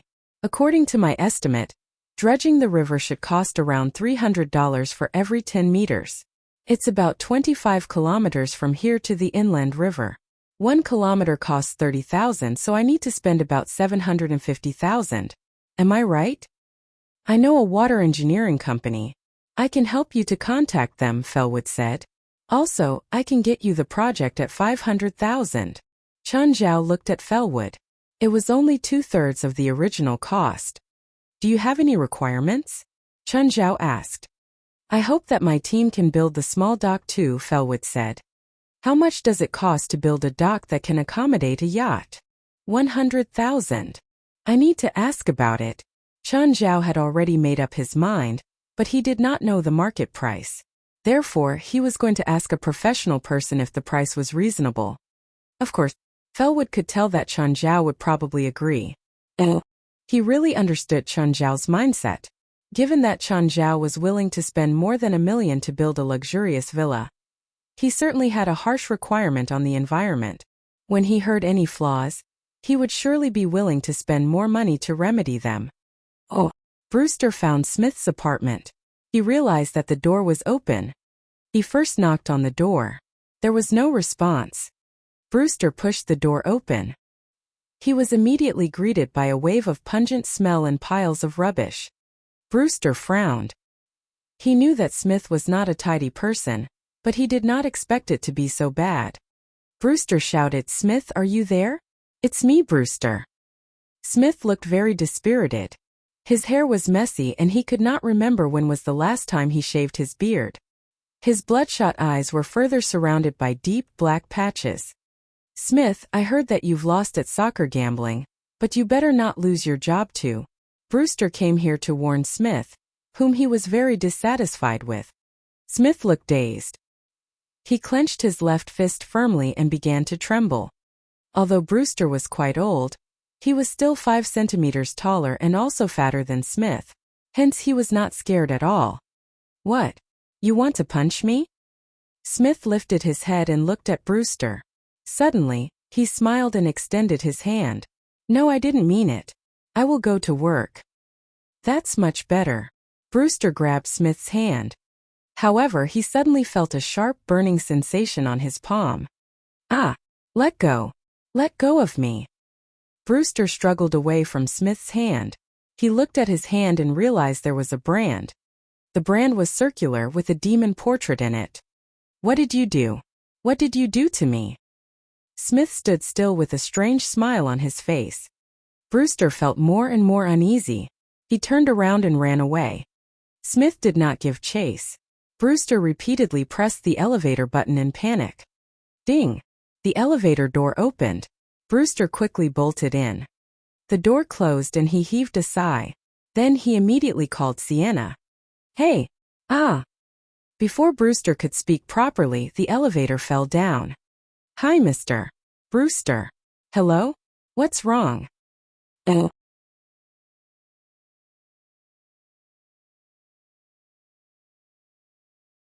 Chapter 246. Curse Coin. Smith felt a change in his body. The scalding golden coin was embedded in his left palm. Thin blood vessels on the coin joined it to his hand. He didn't dare leave this room these past few days, because he finally realized what this coin was.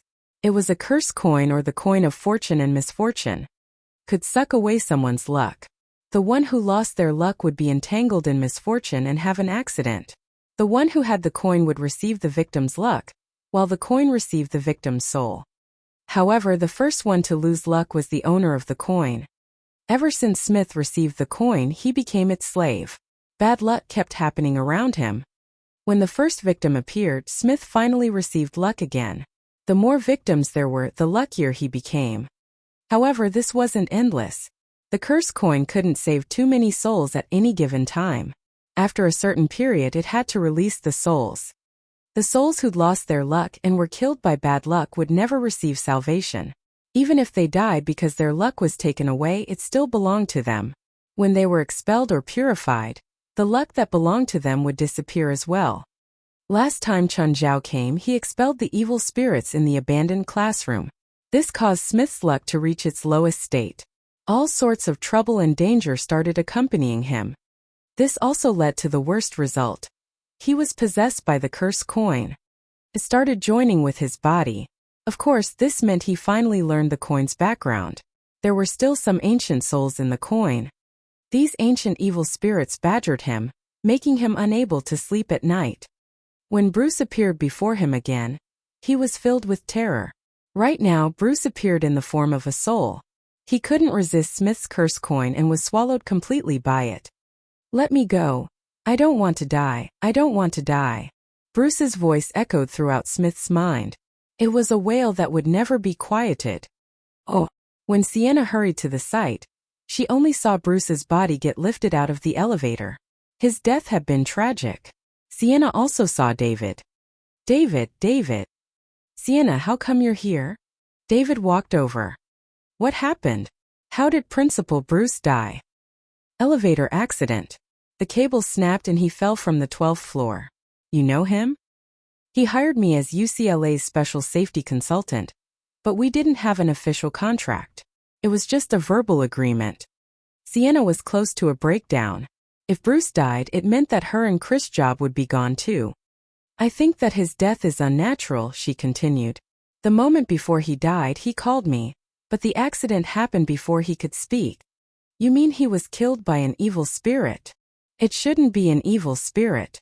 They won't kill people in the daytime. Can you find the truth behind his death? I'm not sure, Sienna said gravely. Can you give me a copy of the forensic report? Sure. David nodded. I'll definitely find the criminal. Sienna gritted out. He stole my job. Oh, Chun. I got invited to the IAAF Diamond League. Rufford called Chun Zhao excitedly. I can race in the Diamond League. The IAAF Diamond League was previously called the Golden League. It was the most prestigious race in track. It was even more competitive than the Olympics. Every track athlete dreamed of standing on that stage, becoming the one under the spotlight. Rufford had only been a B-list sprinter before. Now he was a well-known athlete. Congrats, Rufford. When is the race? It starts on May 14th. There are 14 stops. Is any stop in America? Yes. It's held in New York on June 21st. I'll be really happy if you can come to that one. Chun Zhao considered it. There was still half a year. If I go, can you break a record? I'll try. No, I promise. Then I'll come. As Rufford's fame grew, his commercial activities grew in number too. However, he knew that his current achievements weren't enough to make him rich. He still paid more attention to training and all sorts of races. Chun Zhao didn't object. Rufford doing more commercial activities could make him more money, but these short-term benefits weren't what he was looking for. Sacrificing long-term benefits was the stupidest thing. Chun Zhao would rather not make a cent from Rufford in a year, and make more after that. Rufford was now signed under CAA management and had his own manager. CAA's plan for him was to mainly prepare for races. Of course, this didn't mean that CAA wasn't an ethical business. It was merely because they wanted to dig out more value in him. As an athlete, his commercial value was completely expressed in his achievements. It was just like how an actor's value came from his box office or ratings. Oh, Kate, welcome to the club. Kate was introduced to all the members there. This club was called Vertical. It was for people who liked climbing up tall buildings. She obviously wasn't interested in this at all. She'd only concealed her identity and came for a secret interview. The leader, Liam Horton, knew who she was, but Kate had bribed him to let her in. The other members were clueless. They thought she was a newbie with this hobby. There were two types of building climbing. One was with equipment and another was without. The latter was more dangerous. In most cases it was illegal too. Most members of Vertical had been arrested. Of course, some also went to heaven. Kate, have you done any challenges before joining? I'm a pure newbie. I'm not brave enough to try tall buildings. I've only tried my apartment building 10 floors. As a newbie, your performance is already impressive. I heard that you're the most professional building climbing team in LA. Is that true? Of course, Liam said confidently. Then, as the leader, you should be the best one too. We're the most professional group, but I'm not the best of LA. Why not?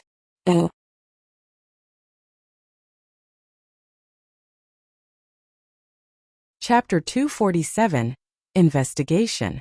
Not every building climber has a society. Some people prefer to climb alone, Rem Horton said. The best building climber should be the so-called Spider-Man. Spider-Man. Let me show you a video. Rem took out his phone and played a video. Is that CL building? Yes, it's filmed by one of our members. 20 days ago, we planned to challenge CL building, so we went to survey the place. To avoid unnecessary attention, we always went there at night, and then we discovered this. In the video, a black dot appeared. It seemed to be a person on the outer wall of the building. Do you have a clearer picture? No, it's filmed with a phone. Kate took the phone and watched the video carefully. He has climbing equipment, right? Yes, it's the very popular Spider-Man equipment in the profession. You can't climb CL building without equipment, because the wall has no protrusions. I can't see why the person is special. As an outsider, Kate clearly could not understand the significance of the video. We're the most professional team in this field. What? Explain how good this Spider-Man is, Rem said to one of his teammates. CL building has 130 floors in total, with a height of 421 meters. We planned to climb it in about 8 hours, but the person did it in less than 2 hours. Kate fast-forwarded the video to the end. She saw the Spider-Man do something on the second to last floor, and then enter the building. Kate frowned deep in thought. When was this filmed? About 7 p.m. on the 3rd of January. Can you send it to me? I want to study it further, Kate asked. Of course. Everyone in our team has a copy. Oh, Mr. Risfar, Ms. Laura's condition has stabilized. We suggest getting her discharged and finding her a place to rest. It was not the first time Risfar had heard the same line. In the last 2 years, Risfar had already received notice of terminal illness, as well as notice of stability for times. Although Laura had managed to get better each time, her condition was worsening. Whenever Risfar received the bad news, he was totally unsure if his wife could make it. He was really scared that one day, he would not receive the second notice. The carefree kids were playing happily outside, but he was not in the mood to accompany them. Today, John Jr. had been sent here to play with Ronnie and Vera. He did not look like a kid who had been tortured by an illness for several years.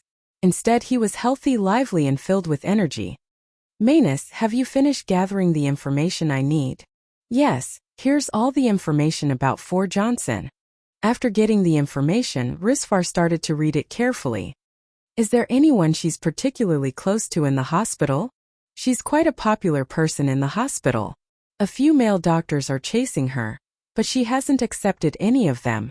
There is no one she is particularly close to. Also, her medical skill is very outstanding, with a lot of praises from patients and their families. How about outside work? Family, boyfriend, or other friends? Her father is a former state representative, and her mother is the major shareholder and chairman of a chain supermarket in California. Her sister is a lifeguard at the Coastal Rescue Team and is in LA as well. That's all. There is also some irrelevant information. I thought you won't be interested in it. I said I want detailed information. The more detailed, the better. Alright. For had 3 boyfriends. Her sister currently has a boyfriend. A Chinese illegal doctor. Huh. Chinese. Illegal doctor? Yes. He has quite a reputation in the profession. People say that he is really good and he has built good relationships with a lot of his patients, but it's really expensive to hire him. Risfar touched his chin. Investigate this person. 3 hours later, Risfar received the information. Nevertheless, he was somewhat surprised, because he had seen the person in the photo. It's him? Risfar thought. Huh. John Jr. had entered the room quietly. Koi, what's wrong? Risfar lifted his head and looked at John Jr. I think I've seen him before. John Jr. clearly looked confused. You've seen him? Yes, let me think. Where was it? John Jr. tried his best to recall. Oh, it was in a very, very bright room. There was also a little girl. I was on a bed, and the girl was lying on another bed. Risfar frowned. Really? I only remember that much. When was it? A few days ago. I fell asleep at home and Dad sent me to the hospital. I kept sleeping, and I suddenly opened my eyes and saw that uncle. Then the uncle said that I was dreaming, and I can't remember anything else. Risfar was even more puzzled. It seemed like John Jr. had really been dreaming. It sounded very unreal, but John's expression was very serious. Risfar wanted to trust him. Risfar called Manus again. Manus, help me to get something. I want the surveillance videos in Chantilly Hospital from January 25th to 27th. Oh. Risfar stared at the screen. He did not fast forward and watch the videos second by second. Huh.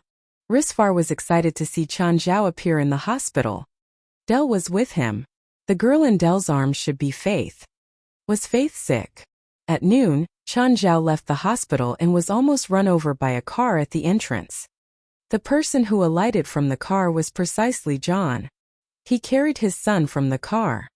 At night, Chan Zhao appeared in the hospital again.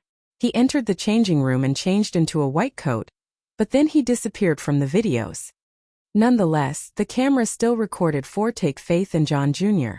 from their ward. Half an hour later, they returned to the ward again. At 1 in the morning, Chan Zhao and Del appeared in the videos again and left the hospital in a car. That's right, it's him.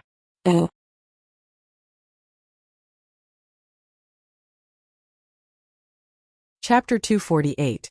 What the heck is a treasure stone? John, can you come over? What's wrong? Did little John cause trouble? No, I have something to show you. A while later, John came over.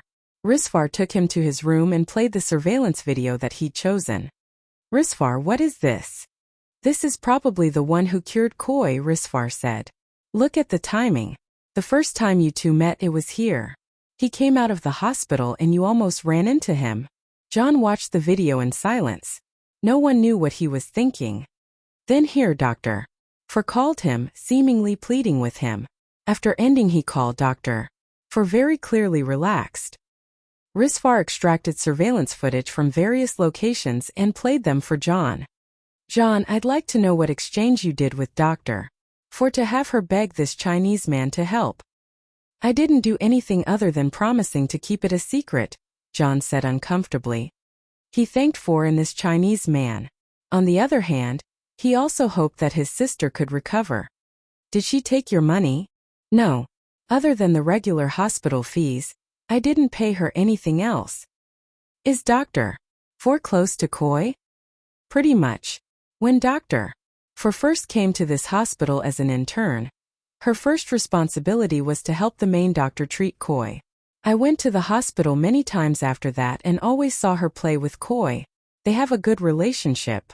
I think that doctor treats him like her own brother. Hearing this, Risvar had to admit that little John was lucky to meet a savior. John, can you help me talk to Dr. For? Can she help me with Laura? Risvar, I want Laura to get better too, but the main person is the Chinese man and not Dr. For. I suggest you work on him instead. How? Collect information on him first. We don't know anything about him right now. Just freaking out is useless. Oh, Ada, my father wants me to tell you something, Abitos said, suddenly running over to Chan Zhao. What? My father said that he needs large amounts of treasure stones. What are treasure stones? Pearls. Pearls? Are you sure he said pearls? Does he want to sell them in hell? Well, that's what he told me. Large amounts of pearl? Where could he find that? Chan Zhao was caught off guard by Abitos' message. How much does your father want? 1,000 kilograms, Abitos said. What does he want it for? I don't know, but it sounds urgent. How urgent? Really, really urgent. Does he have requirements about the quality? He didn't say. If he didn't say, then he probably doesn't have requirements. If that was the case, then he did have enough money. He couldn't even get Beelzebub Sophie 50 kilograms of high-quality pearls. He didn't have much experience with this, so he wasn't clear about the market price. There was a big difference in price between high and low-quality pearls. Some single pearls could be tens of thousands of dollars apiece. Others were sold according to weight. Considering this, he called Morgari. Morgari? What? Do you know anyone who sells pearls? No. Okay then. Oh, my hair grew out in some places, but other spots are still bald. It's too ugly. When do you have time to give me another treatment? After a few days. I'm busy now. So I have to suffer with this ugly hairstyle. You can shave it all off. No, I just grew it out. I won't shave it. I'm hanging up. I'm busy. If it's really urgent, I can have people ask around. You do that while I ask more people. After hanging up, Chan Zhao called Zola. Zola. How are you? Chun, you'll never call me if you don't need help. Did you plan on cutting off all connection after getting a girlfriend? No way. I've just been a bit busy these days. Tell me, what's up? Do you know any jewelry sellers? I want to buy pearls. A lot of it. What do you want pearls for? Okay, I don't want to know. I know a seller and I can ask. What quality and quantity? Don't care about the quality. 1,000 kilograms. I thought you were going to use it for medicine. I heard that you Chinese people have that custom, but it seems not to be the case. Around 10 minutes later, an unfamiliar number called. Hello, is it Mr. Chun? Yes. May I ask who you are? I'm a jewelry seller. My name is Spike. I mainly sell pearls. Zola told me to call. Are you thinking of buying pearls? Yes. I want to know the price. Are you looking for artificially bred pearls or all natural? What are the general price ranges? Artificially bred pearls are around $38 per kilogram. All natural pearls are $280 per kilogram. Natural pearls were 7 or 8 times more expensive. Chan Zhao thought for a moment. They all said that artificial and natural pearls had quite a big difference. If he brought artificially bred pearls to hell, Zophie might not be able to use it. If he was going to do this, he should just do it all. I want natural pearls. How many would you like? 1,000 kilograms. That much. Spike was surprised. After half a beat of silence, he said, I need 2 days to prepare the supplies. Is that okay? Abitos is 2 days ago. All right, Abitos replied. I'll tell my dad. Mr. Spike, since I'm buying so much, can you lower the price a bit? What is your ideal price? Spike asked tentatively. $240 per kilogram. Sure, Spike agreed immediately. Chan Zhao regretted it. It seemed that he'd still given too high of a price. However, he didn't really mind this number. After coming to an agreement with Spike, Chan Zhao started thinking about why Zophie wanted all these pearls. It seemed to be called treasure stones in hell too. This meant that hell had pearls or pearls had appeared there before. You're tuning into the Li Mei's Wuxia Whispers YouTube channel. We're so grateful for your support, and don't forget to subscribe to join us on this incredible journey through captivating stories. Your generosity through donations truly makes a world of difference, as it's the primary source of revenue that allows me to expand and enhance this channel for you. Thank you from the bottom of my heart for being a part of this adventure.